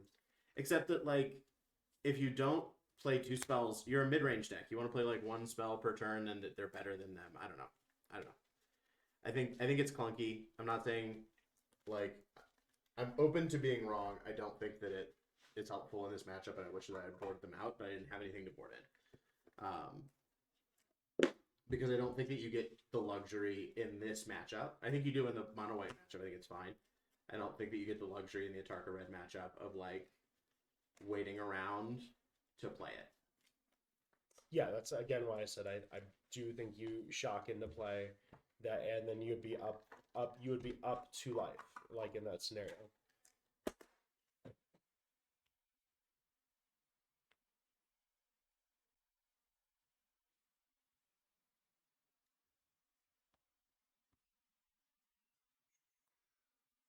Okay, so those are 2 matchups. We're going to play bonus matchup with blue-white control, so that we can see the control element here. Like, do I have enough threats to really do this? Is the fact that I have fatal pushes in hand going to like really affect the first end? Like the first matchup, can I win with having those kind of dead cards? That kind of stuff. So like, because this list is tuned against more aggro matchups. However, having Liliana of the Veil, having Rhoda's Vortex in there, like it does allow me to have some sort of reach in there. Yeah, I don't think that you have like no play. I just think that it's a bad matchup. Yeah, like I think that this matchup is probably roughly as bad as the mono blue matchup. Or the mono white matchup. Because the mono white matchup cares about its own board. It's like super easy to disrupt. It has pieces that are more valuable than others. And those aren't true of the Atarka Red deck, which I think is why we saw the Atarka Red deck do a little better overall. Yeah, because I just need any pieces. Right. Yeah, they're all lightning bolt, right? Is the goal. Right. So I like looking what should I do?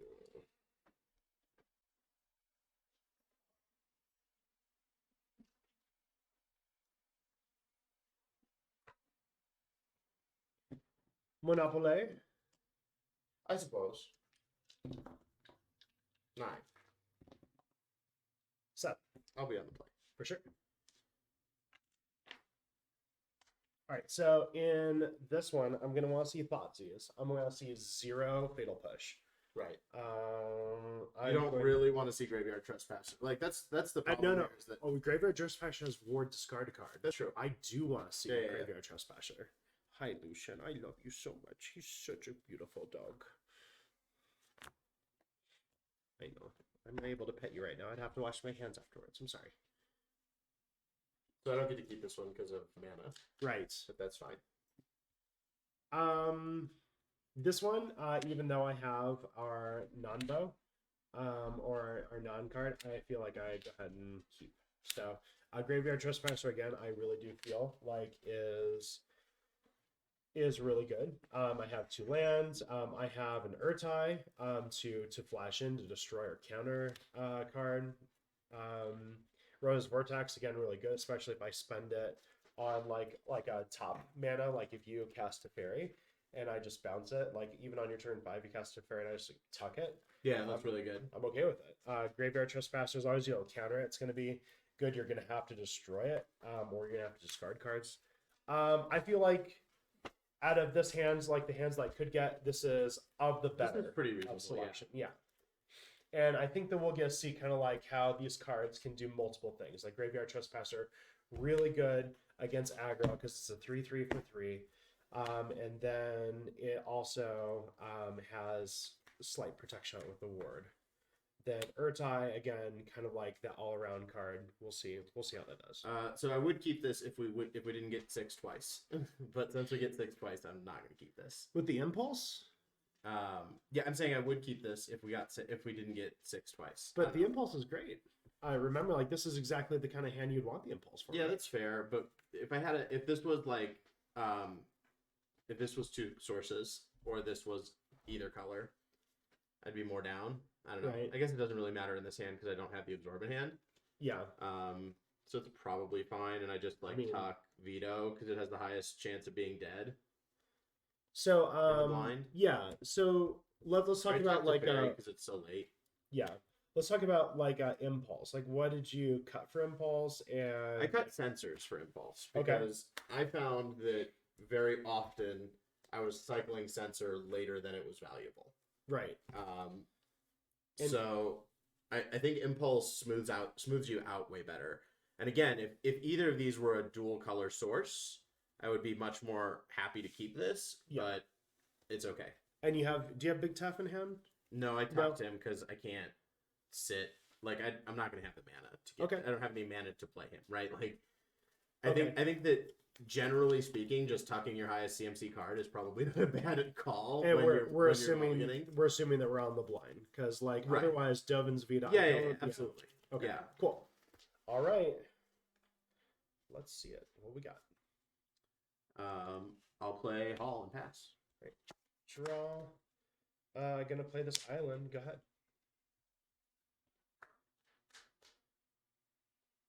We'll pass. Consider. Sure, you can consider. Okay, consider this, just like Bill Nye always taught me. Going to ditch the Shipwreck March and draw a card. Okay. Fuck that. Yeah, that's that. Draw. I probably shouldn't tell you like when I'm drawing, but it's like yuck. Good. End of your turn. Impulse. Yes.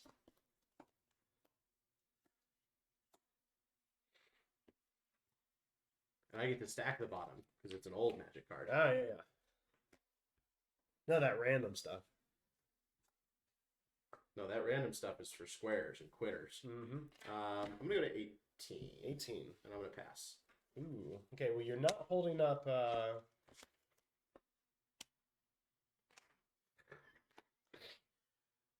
Yeah. Yeah. Yeah. You're gonna kill some samurais, so you're gonna leave or them sharks. there. You could get big sharks too. That'd be sick. Feels shitty, but yeah. Whatever. Okay, I need double black eventually, so I'm gonna lay this like here, and that gives me a double black, double 2 Graveyard Trespasser. No veto. Sure. Yeah. I will exile your impulse. And it will come day. Also, like, this is a really good control card because it forces you to play cards on your turn. Allegedly. Allegedly, for sure. Come at me, bro. At the end of your turn. Yeah, march it. Well, march would be really expensive. because I'd have to discard and Yeah. discard. So we're just gonna do this and pitch this to the board. Okay, so I will get You will get a clue. a I crew. got you. Sweet. To go along with my 3 fatal pushes, maybe I'll draw that 4th fatal That's push right. off the clue. God, it's like you talk it into existence, you know? I do know. Go ahead. 1 tap. Draw. Trespasser. That's pretty good. Oh shit, wait, you didn't cast a spell, did you? No. This enters It as is done. night. Yeah. Yeah, as night. Let me consider this for a moment. Okay. Yeah, especially since it's night. Yeah, that's fine. Okay. You have 2 cards, they're I gone. do. Go for it.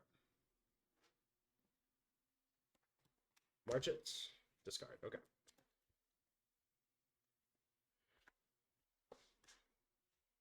Tough. Tough. Go up. Yep. Untap 2 lands at the end at my end step. Yep. Pass. And tap. Let's see, it's still night because you only cast 1 spell. Yeah, we're gonna hope that you didn't draw something unbelievable or die. Okay. Destroy, draw card. Does it hit Planeswalker on the front? Yep. Yeah. Love me some Urtai. Go ahead.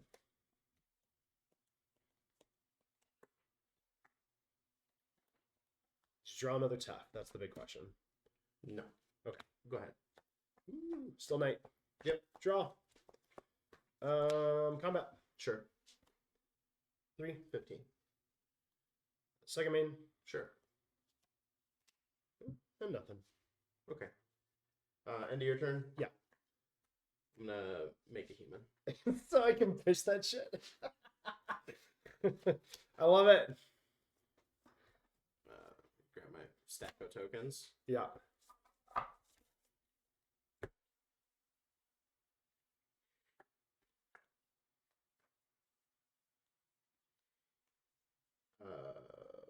Pass. I think I do. Like I just push a token. Yeah, You know, absolutely. I feel like that. I'm gonna crack the clue. Draw card. Sure. I'll begin turn. Sure. Still night. Draw.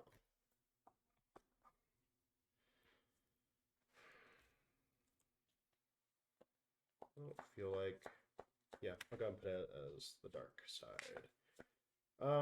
Combat. Sure. 3. 12. Second main. Sure. Shredder. Ooh. Counterspell. Countering the thing. Cool. 15. Go ahead.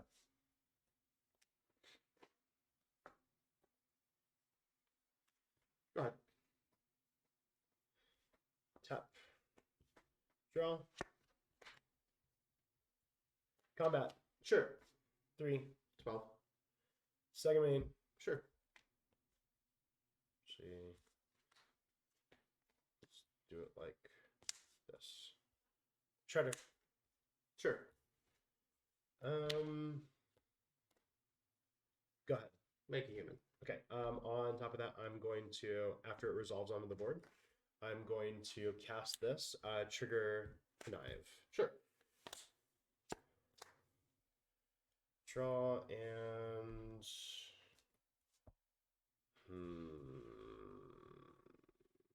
this is technically in my hand. I forgot about that. Discard that shit.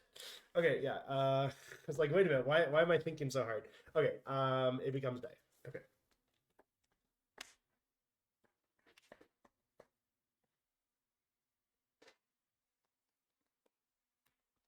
Go ahead.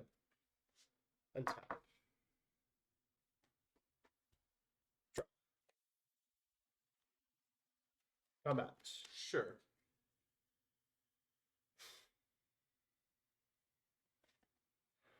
Send it.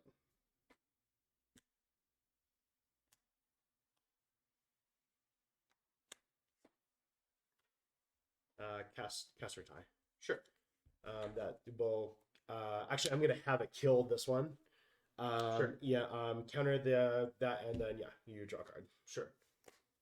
Okay, we're still in declare attackers. Yeah. No blocks. Okay. Actually, I'm gonna tap right now. Sure. Go ahead. So I'll take 5. Yes. I'll go to 7. Yes. Go for it. Wow. Yeah, I was gonna say you're drawing really crummy. So Um, the Odawara is at least something, I guess. Oh, you cast 2 spells. Trigger. Yeah. Right? Yeah. Okay. I will not forget that. Going to discard. No effect.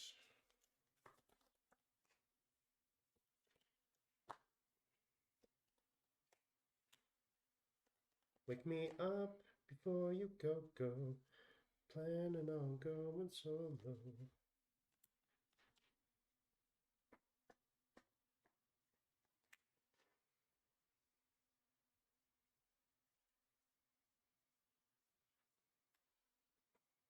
cycle. Okay. You got all the mana, so Yeah. now you're just looking for the threads. Well, that's why I kept irrigated farmland instead Right. of something else. I will pass. Untap, you did not cast a spell, correct? That's true. Okay, becomes knights Cool. because we know that's what we do in Innistrad. Super relevant. Yeah. Draw. Combat. Sure. Stuff. Cards in hand. 1, 2, 3, 4, 5. I haven't been casting anything. Yeah. Well, I made this. Going to.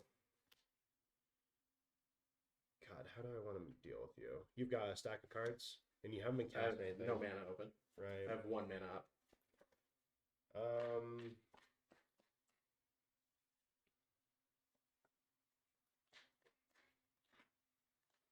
I just don't want to get blown out by your silly.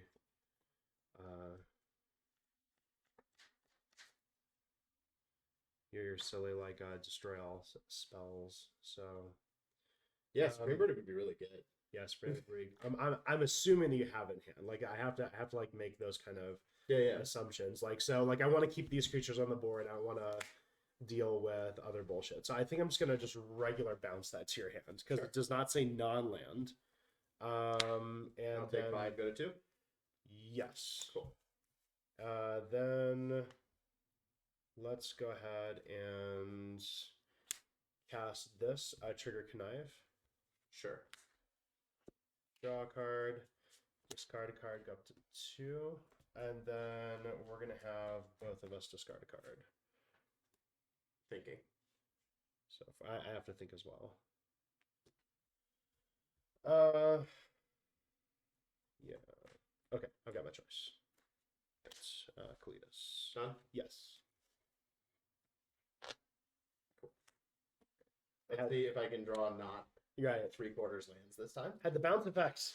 I love Rona's Vortex. I love it. It's hot. So yeah, the consideration became, it's like, okay, do I Rona's Vortex? Do I play a Cletus or a Shieldred behind it?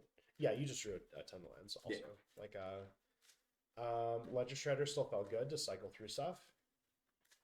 It was a bird in the air, so it got around like your tokens that you're gonna produce and things like that. I like Ledger Shredder, but that's me. I think it's better in this matchup than most. I still don't. I still have complaints about it in general. Sure. Okay, sideboarding things to talk about. So, Mystical Dispute, #obs. And then it becomes other stuff. So Duress, really good against you. Ashiok can be beneficial against you. Scarab God can also be beneficial against you. So I mean, like there's all sorts of cards that I could put out there, especially since Ashiok will just bounce something at its absolute worst. There, it just depends on like how much stuff do I really want to cut. If I cut the if I cut the Fatal Push, that gives me room for Mystical Dispute and Duress. So that's where we're going to start. 2, 3.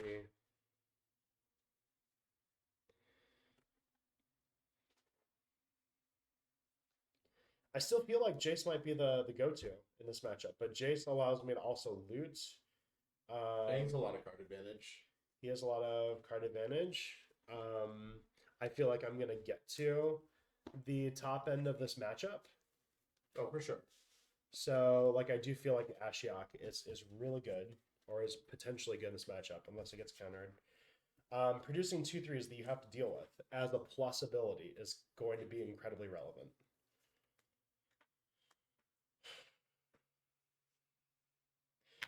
I'm gonna cut Jace. I'm gonna do it. That's fine. The loot feels really good though.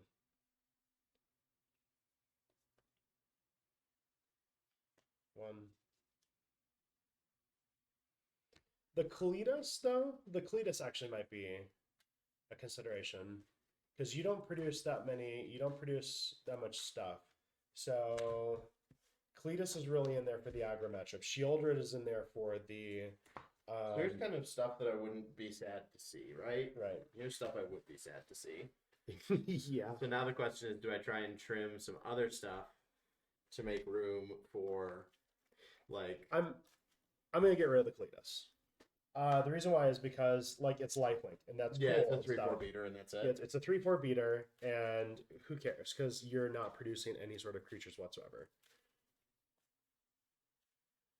I think everything that you have that kills me is a creature, so I think Dovin's Veto actually isn't as good as I want to feel like it is. Yeah. I think it's fine to answer Lily after with stuff. So I think I'm just bringing in these two. I might go to 61. Okay. I'm gonna use Restaurant. That's super okay. Yeah, it's fine. BRB folks. This is actually a fun matchup. I'm actually really glad that we're playing this. So, okay. Be sure to talk smack about me. My primary complaint with Adrian is that he put he let the audience pick 2 aggro decks. I think that we shouldn't play anything against 2 aggro decks.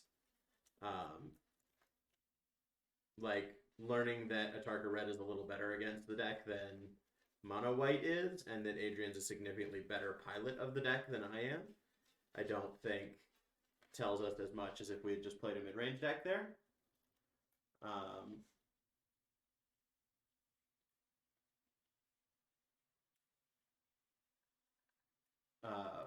Yeah, I think that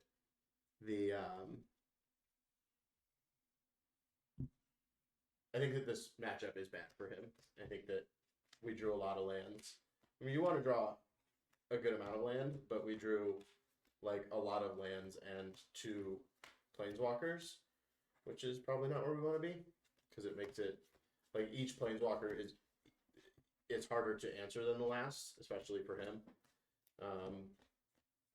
He only has, I think, 6 effects that hit it. And then he's got like things on the ground, but this deck is built to protect its planeswalkers from things on the ground, so I think it's probably not a big problem there. I'm gonna count my sideboard just to make sure that I'm not crazy. 2, 3, 4, 5, 6, 7, 8, 9, 10, 11, 12, 13, 14. I did say I was going up to 61. I think that's an okay thing to do.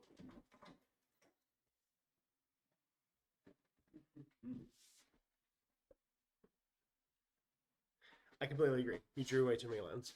Yeah. Yeah, that's all I got for that.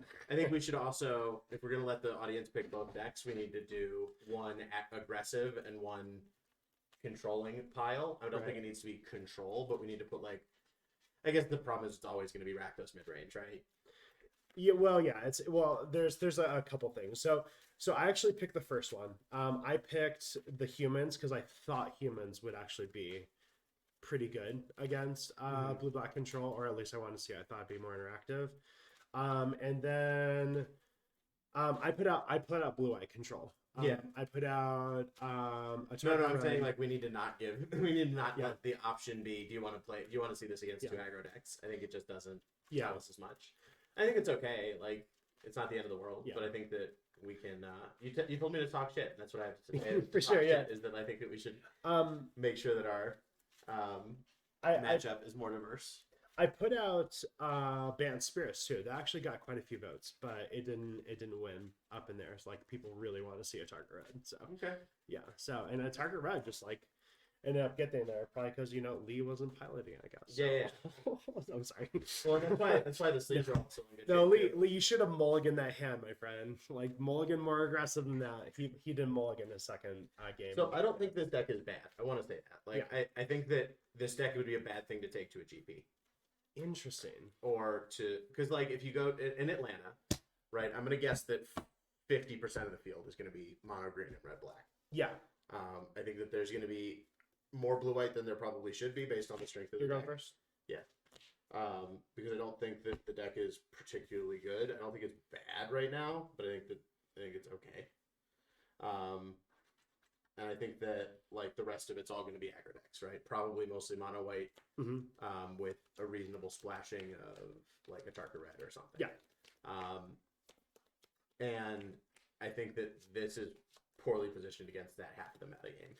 I mean that's fair. Like if we brought up mono green and see just like it probably would tear this deck apart.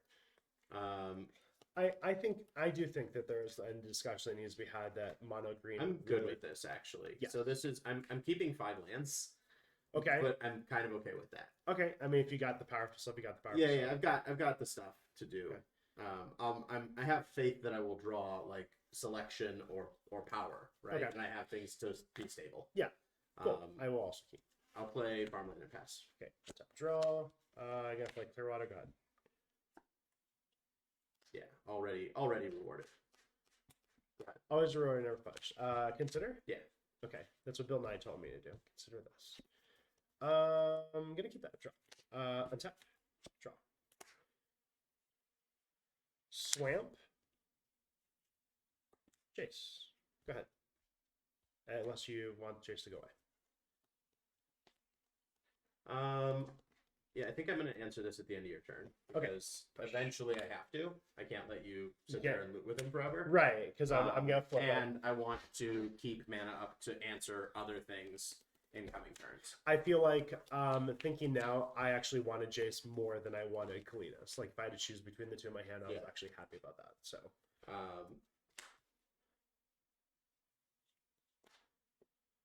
18. Absorb. Go ahead. Absorb. It's a pretty strong signal, right? Absorb. Absorb. Absorb. Absorb. Absorb. What is this? Okay, I play the Graveyard Trespassers. You absorb this. I will absorb that. Okay, cool. I want for you to absorb this I will go to 21. and not that. So there you go. Go ahead.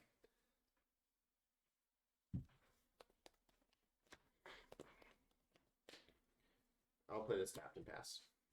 Absorb. Maybe. Hey, you don't know. You need to stop absorbing things. Somebody come get Christopher Walken. He's really drunk. Hey, I got a fever. The only cure is more cowbell. You're lisping way harder than he does. Not lisping, but like dropping. Then well, I mean, I have to keep on casting stuff till you don't counter it no more. That's true. You do have to do that. Yeah. I will not counter that. Okay, cool. Okay. When you draw, so destroy it. No, I'm good. Okay, cool. Pass turn. When you draw a card, 19. you will lose 2 life.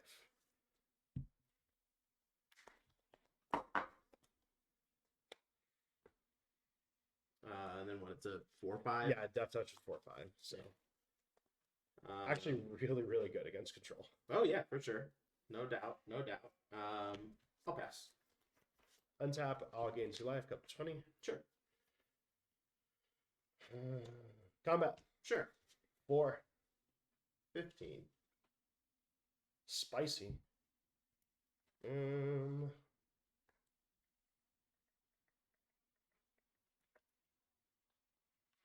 Good. Impulse.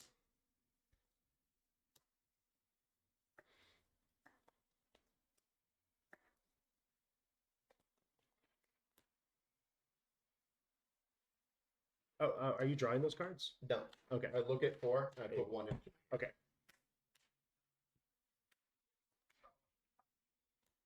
It's a crew.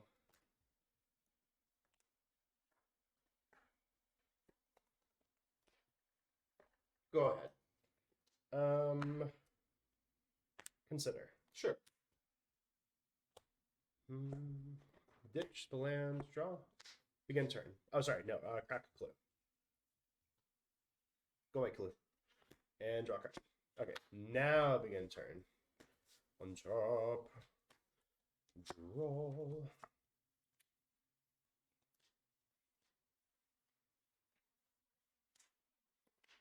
Got just all sorts of land there.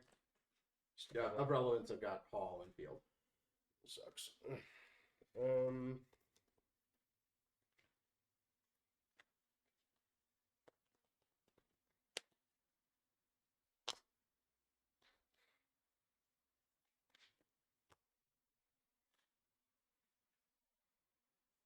Maybe if I stare longingly into his eyes, he'll decide what he's gonna play. Fuck no. You gotta take forever on this. You just got a handful of cards, right? Oh yeah. Okay. Big old grip. I haven't laid a land yet, so going to exile Treasure Cruise.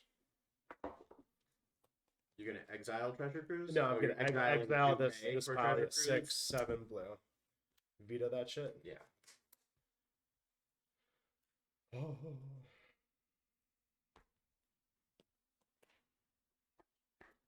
Got 2 cards in hand now? Yep. You played an Absorb.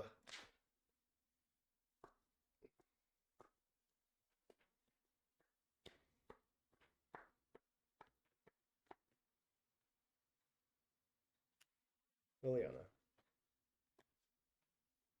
Sure.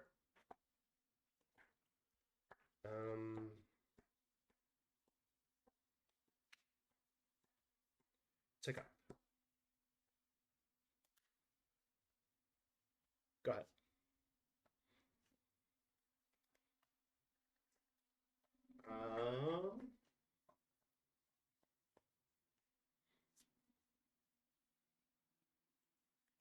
Go ahead.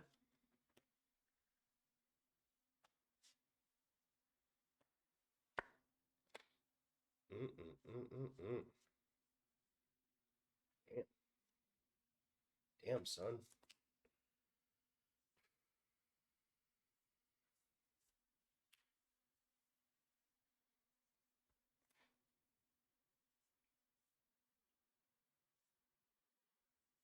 Tick up. Sure. Oh god. Gonna get rid of the Scarab God. He doesn't have an escape or anything, right? No. Okay. He's hella good though. Hella nice. Yeah. Ashiok. Yep. 18. Go ahead. Kill. Yep, that is the way that works. Go ahead. Upkeep. Draw. Crack a clue. Sure.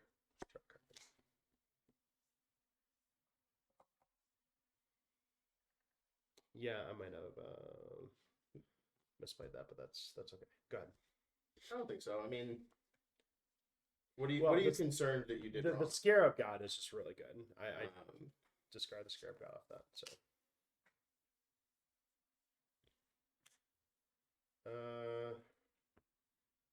Dispute.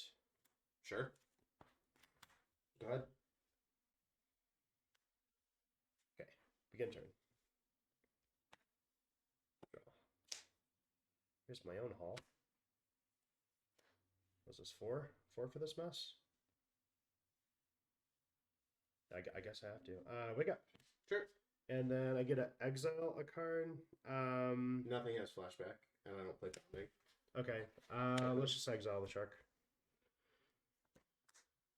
Yeah. We're at 15.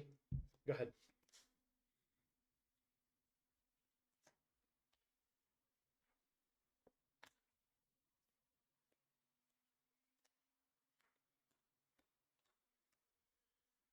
the good.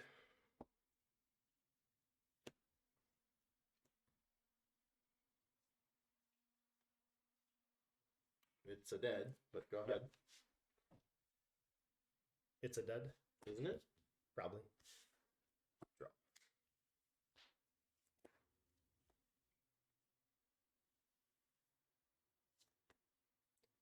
Shredder. Sure. Bottom library. Trigger. I'll respond. Okay. Actually, that's fine. That'll resolve. Okay. So before the talk happened, this happened. So Sure. draw. Discard. Okay. Cool. And now I'm gonna Field of Ruin the hall. The hall. Makes sense.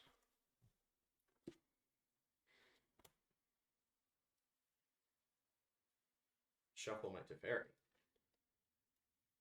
That's pretty relevant, yeah. Yep.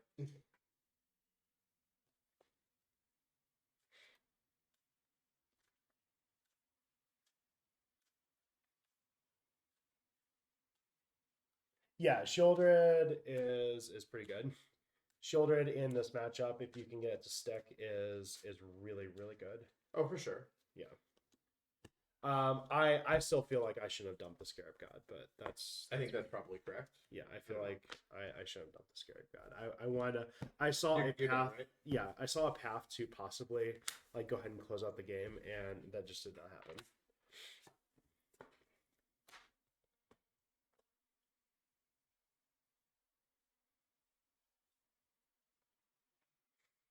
It's time to start beating me? Probably not, right? I'm like thinking about it. Yeah. I don't know. I've got a 3-turn clock, right? Right. Like, no, I think we'll pass. Okay. Untap. Draw. I think I want to hold up Field for your Right. What Menage about boy. what about Lily? Do you want to hold up Lily? I want to respond to Lily. Okay. Actually, Lily resolves. Okay. Let me figure out my life. Okay, there we go. Hold priority as you told me to do. Yeah. I mean, like in all the Like things. they say. Like they say. I'm going to play a land which does not use the stack, as we actually talked about before. We did discuss that, yeah. Yeah, we actually discussed that before. So Mhm. incredibly relevant. Now I'm gonna trigger Lily I'll for respond. discard. Feels relevant. I will play this.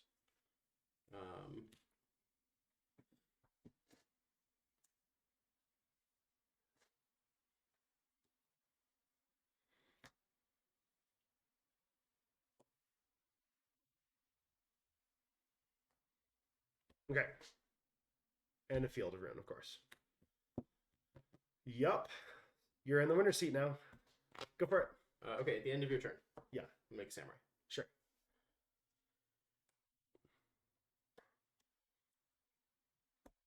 No. I feel like you need to Field of Ruin my Hive because it's what's going to block. Oh, yeah. Lily. Yeah. You're right. You're right. That is how you win the game right now. Is you Field of Ruin that, and Right, and I forgot about the hall. it's pretty much over for me now. So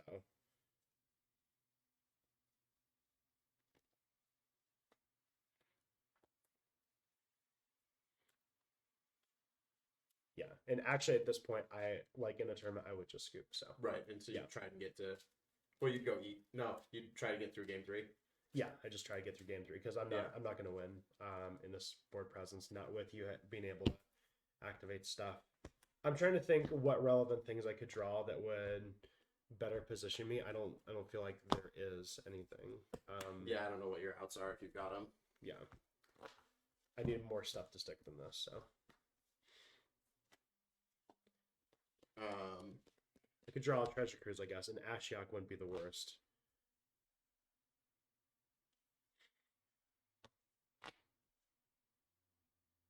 Could I just make another Samurai here? No, I push this back to 3. Push this up. Yep. Animate this. Yep.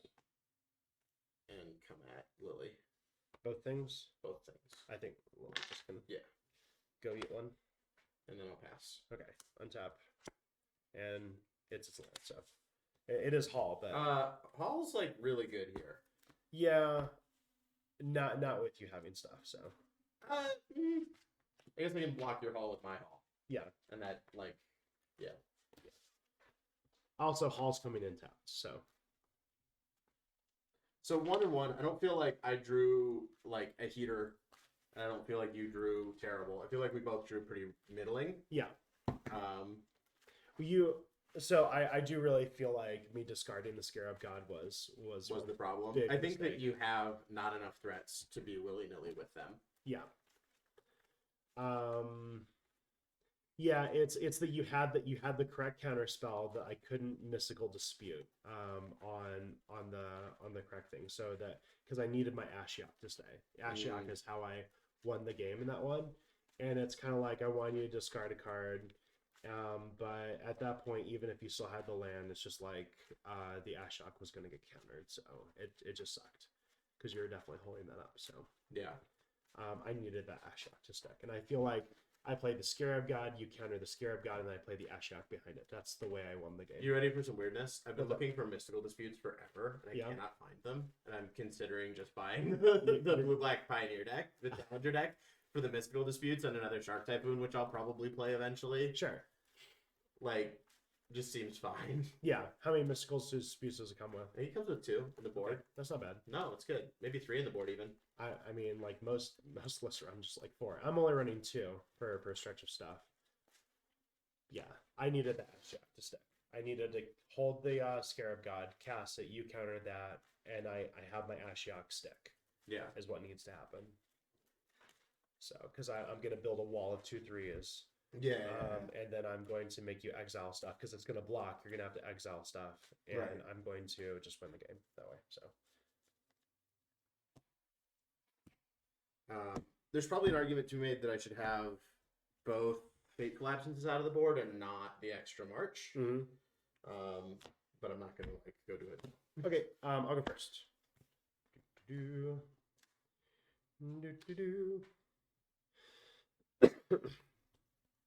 I'll keep. This is 5 lands I can't keep. So I kept 5 lands Absorb Veto in the last one. Yeah. Because I was like, he's not going to pressure me before I can play Veto. Like, I have Veto for, like, I draw clunky lands and he plays Lily. Yeah. I have Absorb for whatever happens if I don't draw clunky lands.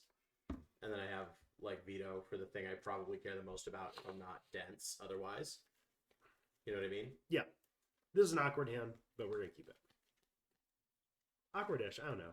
It might not actually be awkward. Might be just to the right.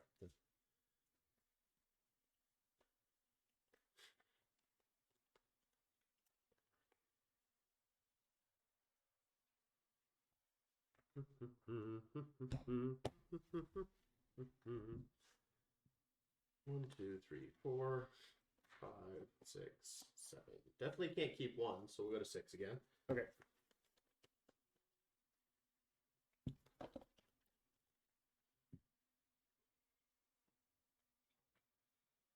All right, so what do you think is the best card in this deck? In that deck? Yeah, most versatile. We'll say most versatile. We'll give it a little bit more rubric. I don't know.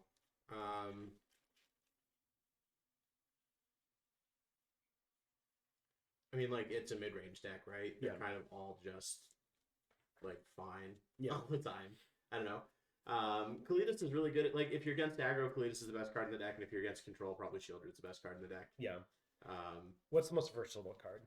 I mean, Liliana's the only one that does something against both, right? Right. Well, I think Rona's Vortex is actually the most versatile card. Yeah.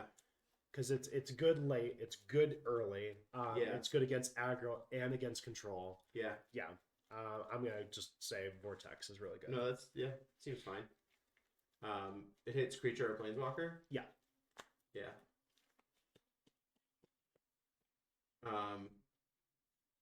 Deck maybe should play Murderous Rider. I actually considered it, and so like Dimir Control runs the Murderous Rider. Yeah. So originally in my sideboard I had 2, but then it just changed up. So I completely agree that Murderous Rider is a fantastic card. I think that because it costs 3, it makes I can keep this, and I'm gonna get rid of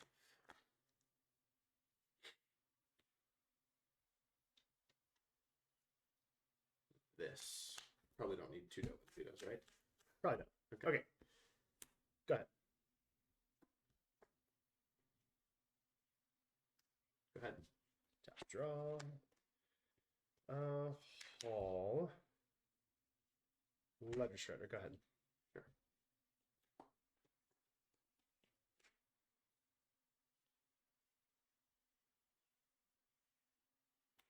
Go ahead. Tap. Draw. Ooh. And duress. I'm gonna respond. Yeah. I'm not sure how yet. With a big fuck you? I don't know. Dovin's veto? I don't know your life. So you'd have to tell me. Yeah, I think we're just gonna veto it. Veto it? Yeah. Cool. 1. Thank you. Go ahead. I'm so excited for this. Okay. Yep. Okay. Great. Now this just says discard a card. Right. 1, 2, 3, 4.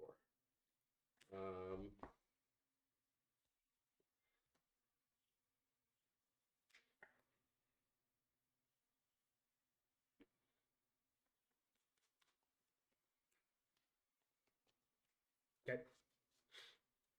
Would you like to cut her? Nah. No, I'm Okay. good. Technically, the rules say I have to ask. Right. I always say like weird shit like cascade cut. Go ahead. Untap. Draw.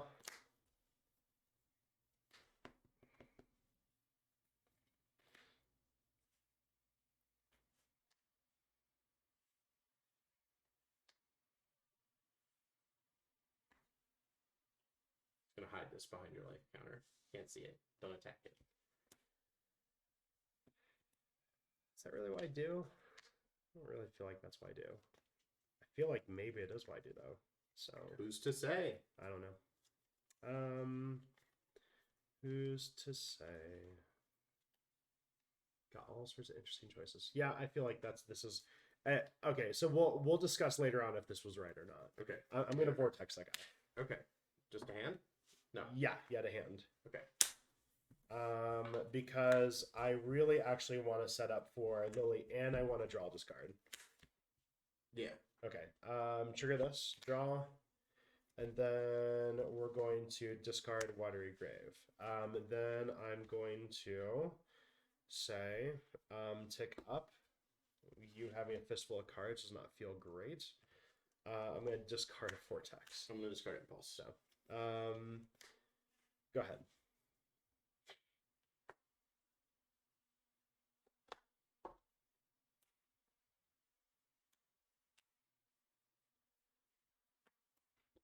Just kill it, right? Get it out of here. Get it Get out it of the F out of here. Right. Go ahead.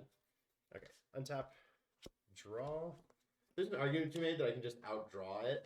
Right. Like that I just have enough velocity that I shouldn't care about it. Combat. Yeah. 1. 18. Children. Sure. Okay. Pass turn. You'll lose 2. I'll go to 16 after I draw my card, but I'll represent it now. Sure. Oh, I have a clue. BT dubs. It's true, you do. Yep. Hella relevant. My go? Go ahead. Untap. Draw. That's pretty good. Yeah, that's pretty good. 7. Blue. Cruise. Sure. 1, 2, 3 would have been so much better with a guy on the board, but what do I know in life? Lands, and that's gonna be me. Go ahead. That feels suboptimal, probably. Like that you did that and then there's no follow up feels like probably not where you want it to be. For sure. Narset, just so you Well, can't. what if I do that as my follow-up? What if I do that? Okay, cool. I'll counter that and draw. Great. Or in game. I'll go to 19. Cool. And then I will go down to 3 here. Okay.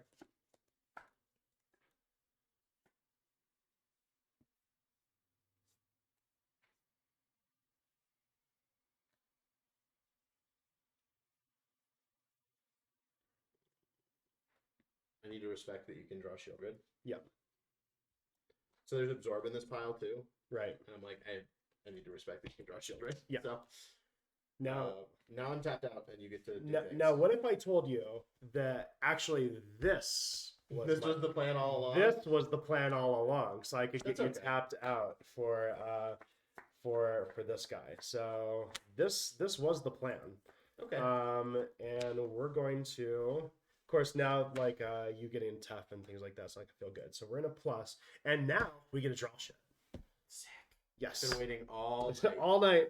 Here's your 2/3. A 2/3 blue-black nightmare creature with one of this creature attacks or blocks each opponent exiles the top 2 cards of their library.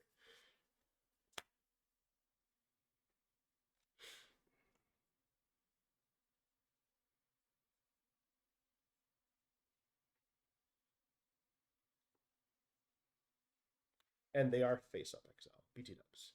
Oh. Exile. 2. Off. Top.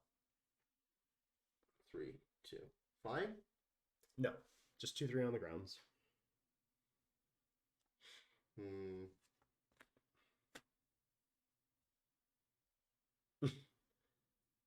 just big ass domes. Look at that guy. This is the best. So what we do, guys, if you're not familiar, is if we don't have a token, we draw them, and they are always interesting. It's probably the best euphemism I can use. Originally, I was like going for like the Scream vibe. Right. I don't think I got there. Yeah, I think it's good. It needs like wavy backgrounds and shit. Yeah. It's fine. Okay, go for it. Where's Tough? That's why I'm fearing right now. Where is Tough? The A big good Tough. question. The Toughinator. I thought that's what you're gonna pull off of Narset. I was like, wow, it just sucks, you know. I'll pass. Because I do at least get a 2/3. But Actually, I should go to 1 here. Sorry. okay, yeah.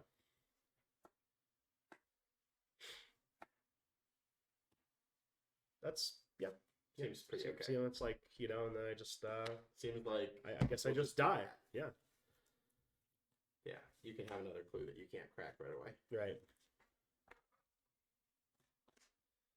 Right, my go? Yeah. Tap. Draw. At least I have 2 mana lands, which is if you hit a land here, you no can word. animate Hall, which feels probably fine. Yeah. You being in the driver's seat's not the best. No, So- like I have the momentum. I'm at 19. Yeah. I have 3 cards in hand. One of them is Memory Deluge. Attack. Oh my god.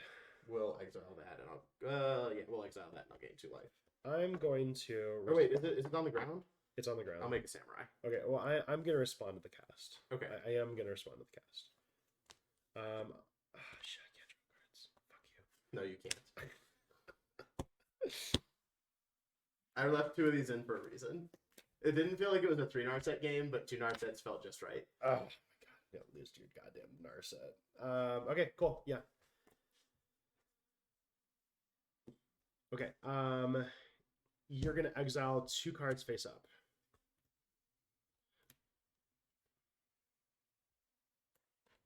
Okay. Little did he know that I'm going to win by just exiling your entire library. With whom?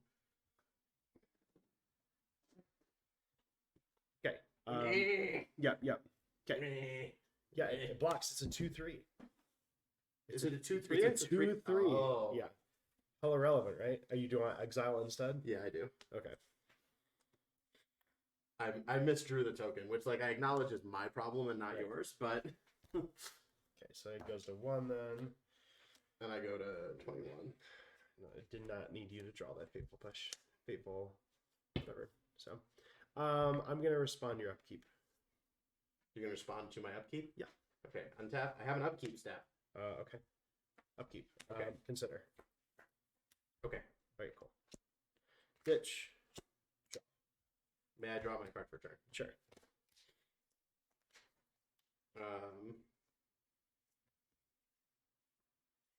+1 to nowhere. Okay. And pass. Untap. Draw.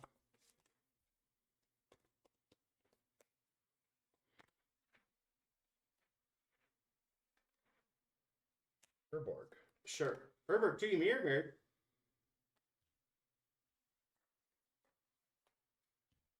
Animate. Sure. It does have ward 3. Yep. Combat. Sure. Narset.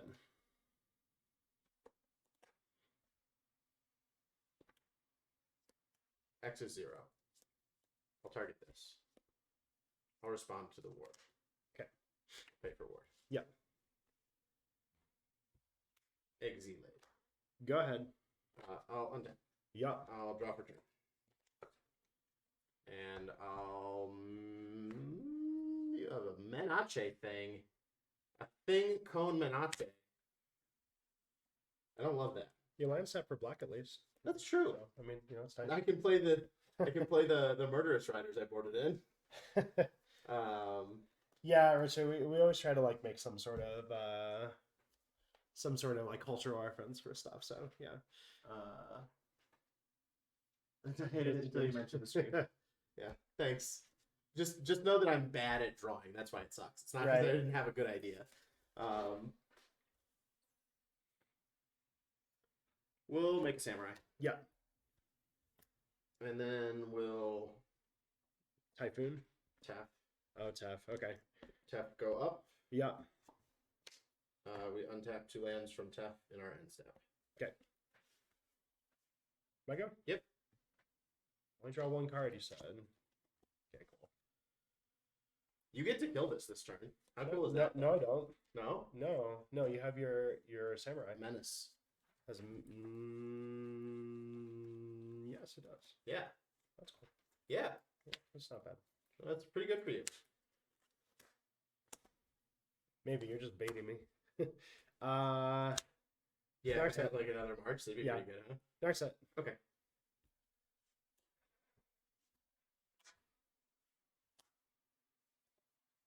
Consider. Okay. Go and draw that.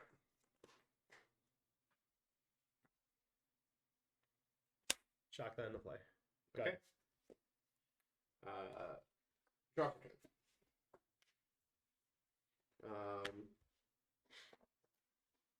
Up. Yep. Land for turn. Yep. Maybe just snap off this main phase memory deluge. Okay.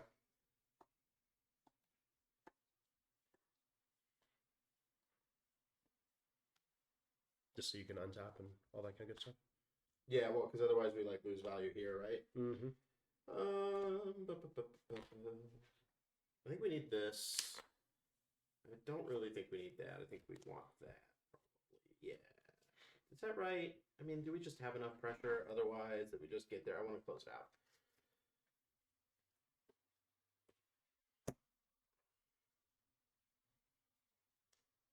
Okay, end step. No, I have activations. Yeah. We'll put a counter here. Sure. End step. Okay. Consider. Sure. I'll ditch this, so I'll draw a card. Okay. Begin turn. Sure. Draw. That's interesting.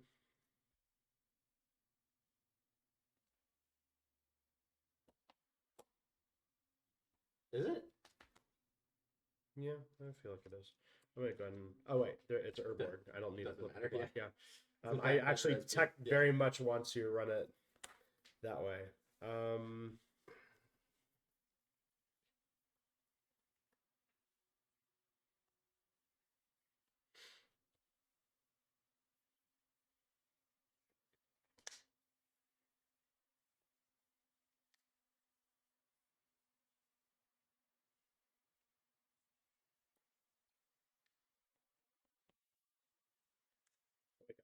Okay. Wake up. Go to combat. Before combat. Mhm. Before attackers. Yeah. Pretty good. Pretty good. Pretty okay. Lily? Sure. Make you sacrifice a creature, I guess. Probably the best one. Sure. Otherwise, it's just dead to the samurai, right? Yep. Good. At the end of your turn,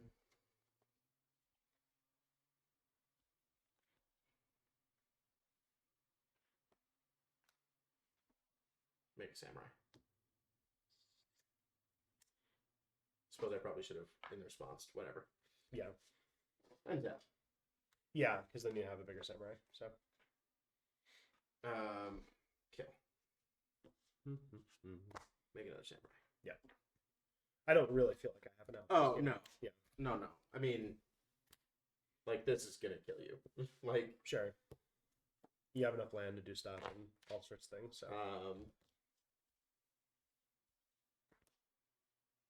Okay, I don't even want to do it anymore. I mean, I have a graveyard. That's fine, but whatever. Duress. Woot woot.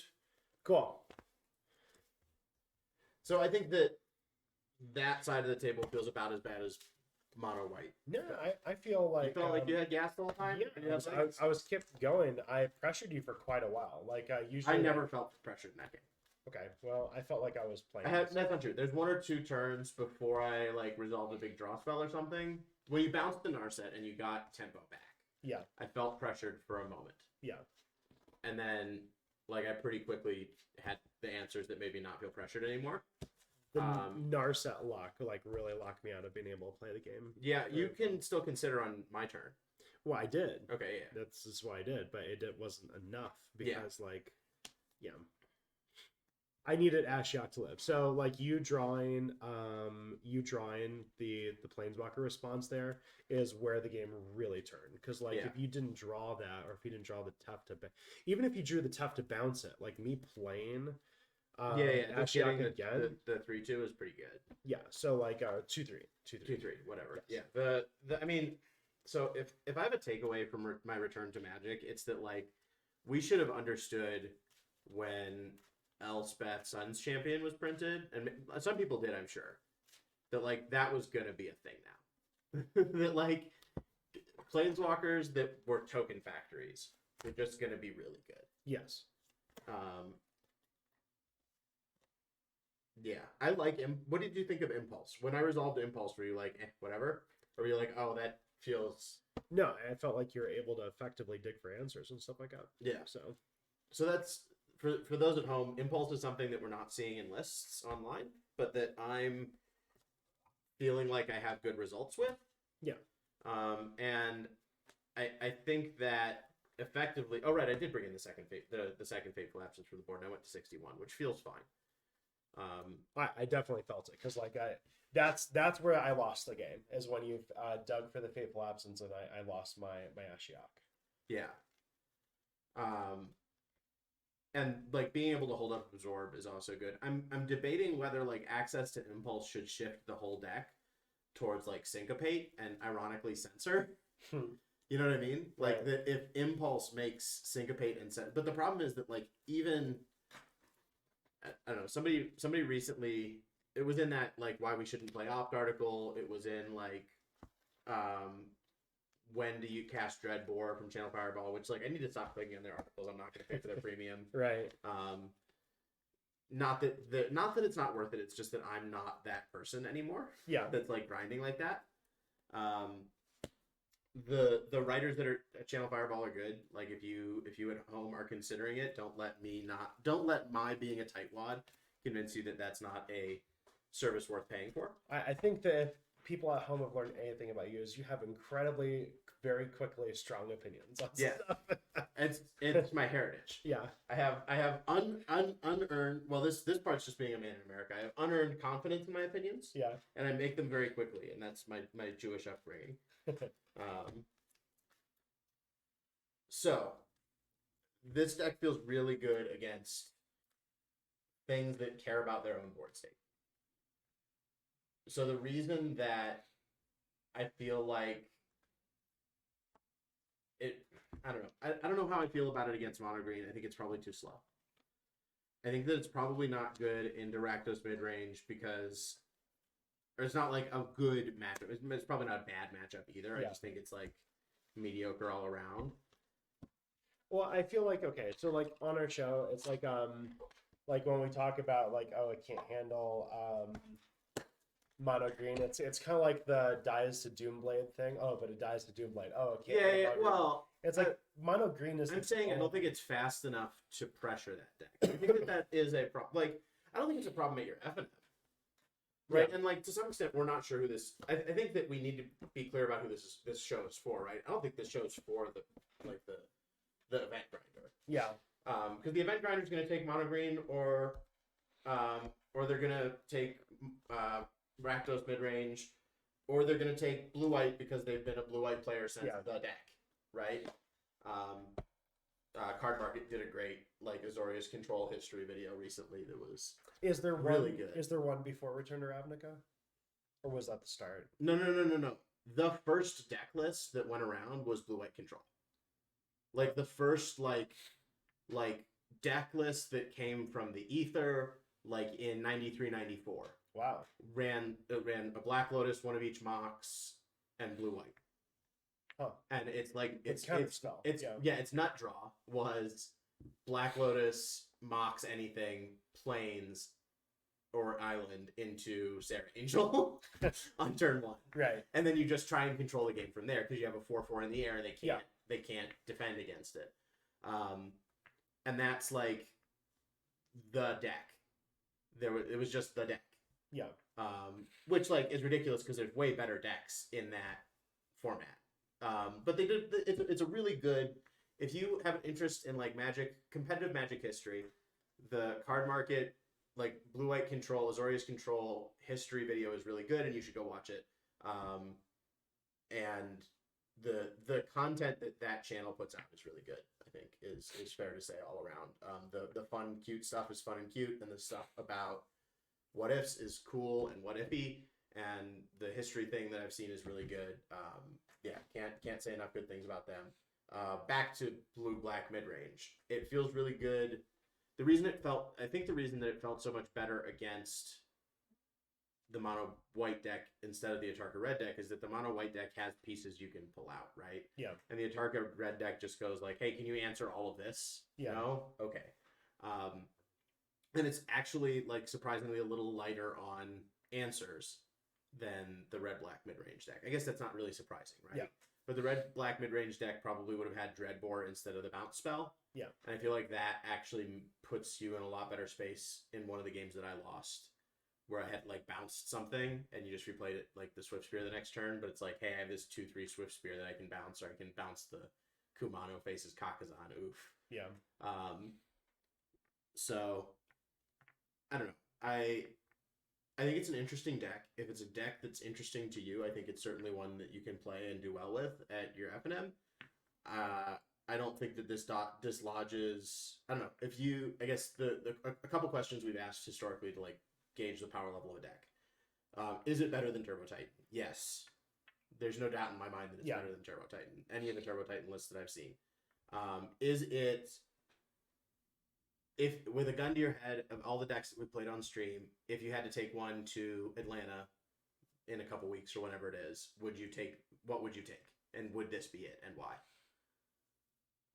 I'm actually kind of leaning towards it. Like, I think I would take. Choice. I think I would take it over the band deck, which is like the next like the band flash deck. Yeah, just because this deck has so many of your common, really high powered cards in it. Yeah, I don't know if I'd take this build. I probably would. I think there's some tuning left to do. For sure. Put the 3 treasure crews in there. Things like that. I think out of all of our decks that we've played,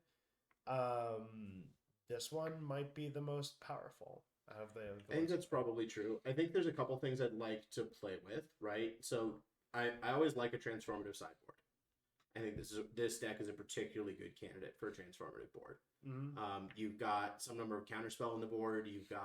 You could make room for a Shark Typhoon or two in the board, or even in the main, plausibly. Yeah. I think the 60 is pretty tight, but I think the 75 is significantly more variable. And like, I don't necessarily want to draw Ledger Shredder in a lot of matchups. I think in a lot of matchups, I'd rather have Shark Typhoon as a cycling card. So I think that there's room to play around with this. I think there's room to go a little bigger or a little closer to the ground and see what works for you and what works for your meta. I think it's good. I think it's good. I think Oh, mom's asking Atlanta. Yeah, so it's one of our metrics questions. So like Atlanta is a Atlanta's the upcoming like American top tier event, yeah, and it's in Pioneer. yeah, So it becomes an easy reference point for like what if we had to go to the hardest to win Pioneer tournament probably in history, yeah, except for the upcoming, what do they call it, Mythic Championship now? Definitely not the Pro Tour. yeah. Um, what would we bring of the off meta decks? I think I would still take goblins because I want to be able to eat. Yeah. And I think that deck's really good. I get that I like that deck and that it speaks to me in a way that it does not to others. But yeah, I don't know. I before I made any final decision on taking this, right? I would want to see the mono green matchup. And I know I sound like a broken record every time I say that, but it really is because Atlanta's going to be like 25-25 and then 50% everything else. There's going to be some amount of like control grognards like me that want to just play the deck. Yeah. There's going to be some amount of tribal and aggro. And I think that this deck's well positioned to that. I think the red-black matchup's probably fine. And I think that it's well positioned against the aggressive side of the table. And that like if the mono green matchup is winnable, like it's not just a punt. Mm-hmm. I think this is for sure the one to take. Yeah. Okay. Which, encouraging. Yeah, for sure. Yeah, okay, so I want to echo a lot of things that you said for my perspective. I love the deck, probably also because like I completely went undefeated, mostly against aggro people. If your meta is aggro, this is a great deck to put out there. And I'll say that like the advantage Pioneer meta right now is kind of clunky but resilient aggro decks. Yeah, there's more of those than one would expect to find. The nice thing that wise is that you're tuning your deck to be good against aggro, and you're also bringing out a deck where they're not going to necessarily know what you're going to play because it's going to be different. Absolutely. Like there's not really that many Dimir mid-range lists. There's more Dimir Control as we talked about. I wanted to play the deck because I love Ashiok Nightmare Mutas too, and like some people just have those like really good cards. If you hadn't destroyed it, I was on 6. I was going to go up to 7. I was going to start, doing nasty stuff with Ashiok. But you had an efficient answer, right? Stuff like that. So, how did you feel about the Jace at the end of the night? I think you came around on him a little, right? I think that at the start of the night, if you had to lock in your 75 to go to Atlanta, you probably would have made room for 0 Jace in the 75. Yeah, I think that's probably not true now. So why don't you talk a little bit about how you felt about him at the beginning of the night and how we felt about him after the third match? On the draw, I think against aggro, Jace feels bad. Yes. I think on the play, Jace feels fine because you're going to, if you just absolutely need to, you can sacrifice him as a blocker, kind of like I was talking about with Ledger Shredder, things like that. And then his flip is really good. Being able to cast another relevant spell from your graveyard is get a fatal push again. I mean, like, and also keep on doing it too. Yeah. Like, you does he exile himself to transform? So like, what are you talking about? Like bouncing and flipping and stuff, or does he does it say exile him and return him transformed? Because if it does, that automatically triggers the revolt fatal push also. That's also relevant as well. Let's see, where are we? So, yep, exile and then return him. So yeah, you can revolt off of him. Maybe also why people were running 4. Yeah, I think 4 is bad. I think 3 is plausibly good. And I think that there are a lot of matchups where you want 0 after the board, right? Yeah. And I think that's okay. Like there are a lot of blue-white decks out there running 4 portable holes, and there are matchups in which portable hole is just dead. Yes. Just like Fatal Push, there's plenty like the one that I could not wait to get rid of those. The format's really aggressive. Like there's a lot of things, and the need to like bolt the bird. Yeah. Dominates the high echelon play, right? So Sorry, I've interrupted you again. No, that's fine. Um, So Jace, yeah, two for Jace. Drown Lock, I did not miss Drown Lock. Sure. We need a little bit better counterspell. We need mana.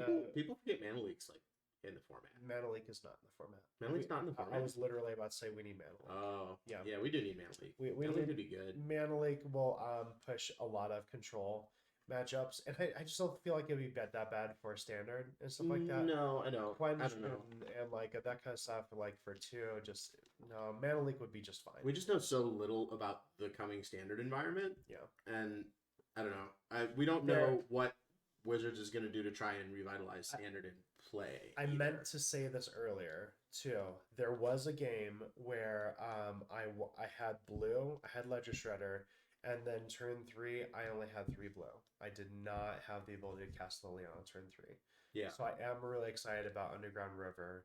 I think that's a good card for the deck. Yeah. Yeah, because it's like running so many basics in there. Is Do you think there's a world in which, since it does run enough basics, it plays instead of the flips, it plays the isolated polluted drowned catacomb is the that's the Buddy Land? Yeah. No. I feel like Sorry. because the deck absolutely must have untapped lands like every turn, and you need all the colors. Right. That's why you run the basics. And like before I found that 4th Shipwreck Marsh, I had a drowned catacomb in there. It felt bad. Like I definitely had to come and tapped on a turn where I needed it. I needed it. So those Underground Rivers are going to be very, very, very welcome. Yeah. In the deck, because the deck is so color hungry. Right. A blue on turn 2 and 2 black on turn 3. That's right. really color hungry. So I think there's no room for cancel. It feels weird because there's like you're a tap out control deck, right? Yeah. In some ways. I don't know. Do you think that there's like we've talked about Dimir Control a couple of times. Do you think that like Dimir Control, like a tap out Dimir Control list that takes a lot of nods from this, could have a place? Well, Dimir Control is actually what places usually. Like this, right. There's not that much. But that's not a tap out control deck, right? It's holding up counterspell. Yeah, it's mostly holding up stuff, but it plays your favorite card, Ledger Shredder, but also activates Ledger Shredder a lot more. Yeah. That's my complaint in this deck, and I like it's why I don't play 4 of Ledger Shredder in Modern anymore.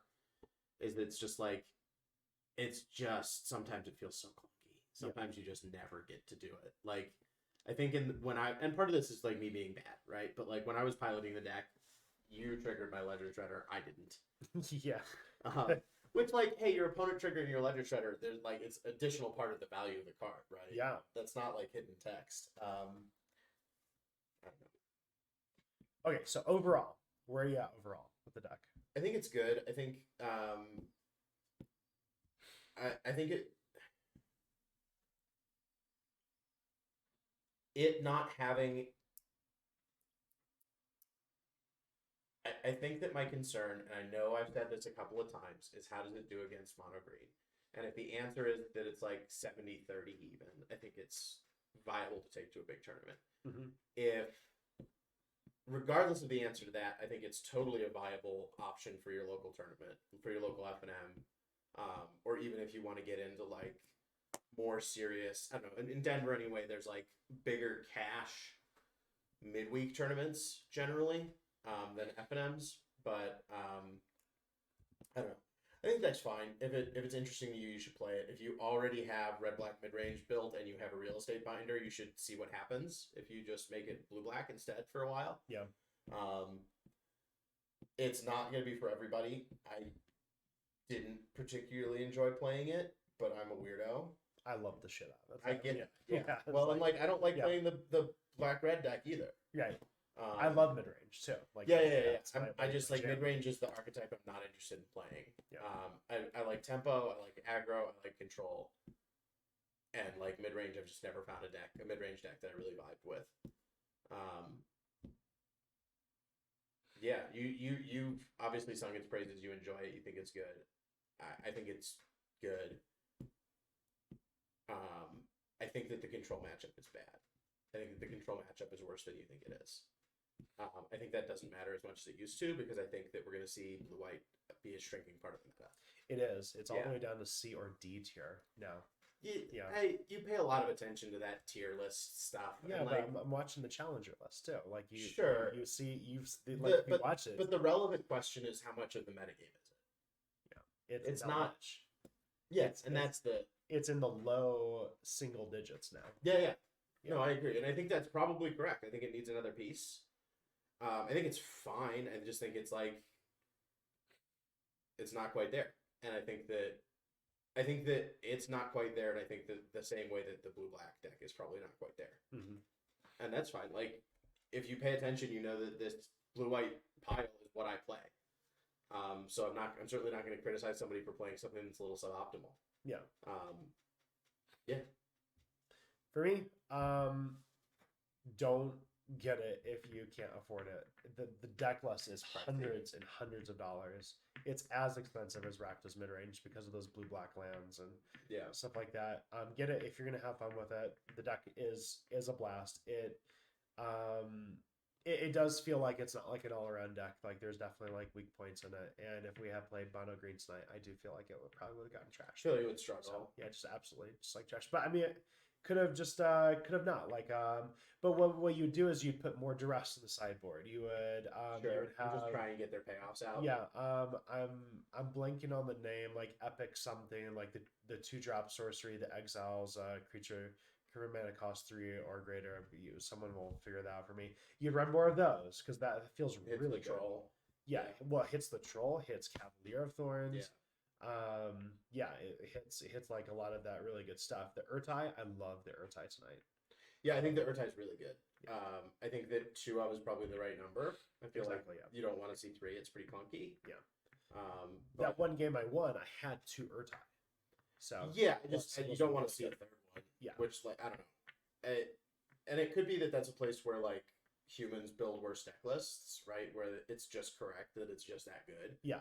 I suspect it's not. It's also kind of late, and the deck kind of chokes on 3 and 4. Yeah, I don't know. It's an interesting list. It might be correct to go to like a couple less. I don't know. Whenever I see these lists and I'm like, gosh, I just wish it drew a couple more cards. Yeah. I want to play like Read the Bones or something, but there's just no way. It's too. You can sign in blood because then you can do that on 2, but that makes your aggro matchup. That makes the Treasure Cruise discussion like having 3 Treasure Cruise. Well, and I think 3 Treasure Cruise is probably right. Again, I think there's tuning to do. If you already own the pieces for Red Black, or Red Black's the other most interesting deck to you, and it's not hard for you to pick up some of the blue black lands, or you already own them, or whatever. I mean, like my trade binder, my like hold on to lands binder has 3 Watery Graves in it. Yeah. If I already had Rakdos Midrange, it wouldn't be a huge stretch for me to put this together. Yeah. And I think it would be cool and fun, an interesting, different thing to play. And you might really dig it. Proxy it up, play test it with your friends, see if it's for you. Yeah. We'll definitely need to come back with the show and do the Dimir Control list. So yeah, like we'll make some good comparisons there because the lists are very, very different. So yeah, I think the blue-black mid-range deck probably has more cards in common with red-black mid-range than Dimir Control if you ignore the lands. Yeah. But yeah, I think the Dimir Control list is interesting to me. Next week, I think we're playing Angels again, right? Angels, 2 weeks. So 2 weeks. Yeah. So, we are going to move to every 2 weeks. It's just been a little easier on our schedules. Adrian's very busy with school, and I'm very busy with work and some family stuff that's going on. There's also a financial component to this stream. Like, it costs money to purchase these cards. So much money. And so it's been a lot less stressful for us to play every 2 weeks. It's been really, truly enjoyable again. And as opposed to every week, I think is a little tight on a couple of different resources. Yeah. So we're going to go to every 2 weeks. We hope you'll still join us, and that you will not begrudge us taking a little less, doing a little less for this. And you know what? If we start to see more subs and stuff, if the money component goes away, even just in the summer when we have more time, you'll probably see us more often again. we've also talked about some other stuff that we could do to try and sort of minimize a couple of impacts on us, but we'll see what happens. But for now, we're going every other week again. Come on back and see us. Yeah. The other thing to talk about is that not next week, but the week after, we'll be playing Green White Angels. Yep. And we'll be playing that against the Gauntlet. There's a couple of updates there. But let us know which decks you're most interested in seeing it against, and we'll make sure we have those built where possible and ready to go. Yeah, should be an exciting revisiting deck. So yeah, and that's one that we've liked, and I think that it doesn't quite bubble us up in the right places. Yeah, but that's another one that I would absolutely say like, oh, of the decks that we've played, this is one to take to a tournament. And I'll see if Sylvan's interested in that. They will pilot it like so much better than I will. They'll see lines that we won't and stuff like that. I am gonna play that in a tournament just to try to figure it out because it's. And then you and I could bounce in and out against them. Yeah, that'd be fun. Yeah. I would have to tell them about the updates. So, like, and I'll hold what the updates are. Like, I've been watching lists and stuff like that. There's some pretty good updates, and I think that it makes it much better deck. So, but yeah, thank you everyone for sticking with us. I hope you all have a great evening, and we will see you next time. Adios, folks.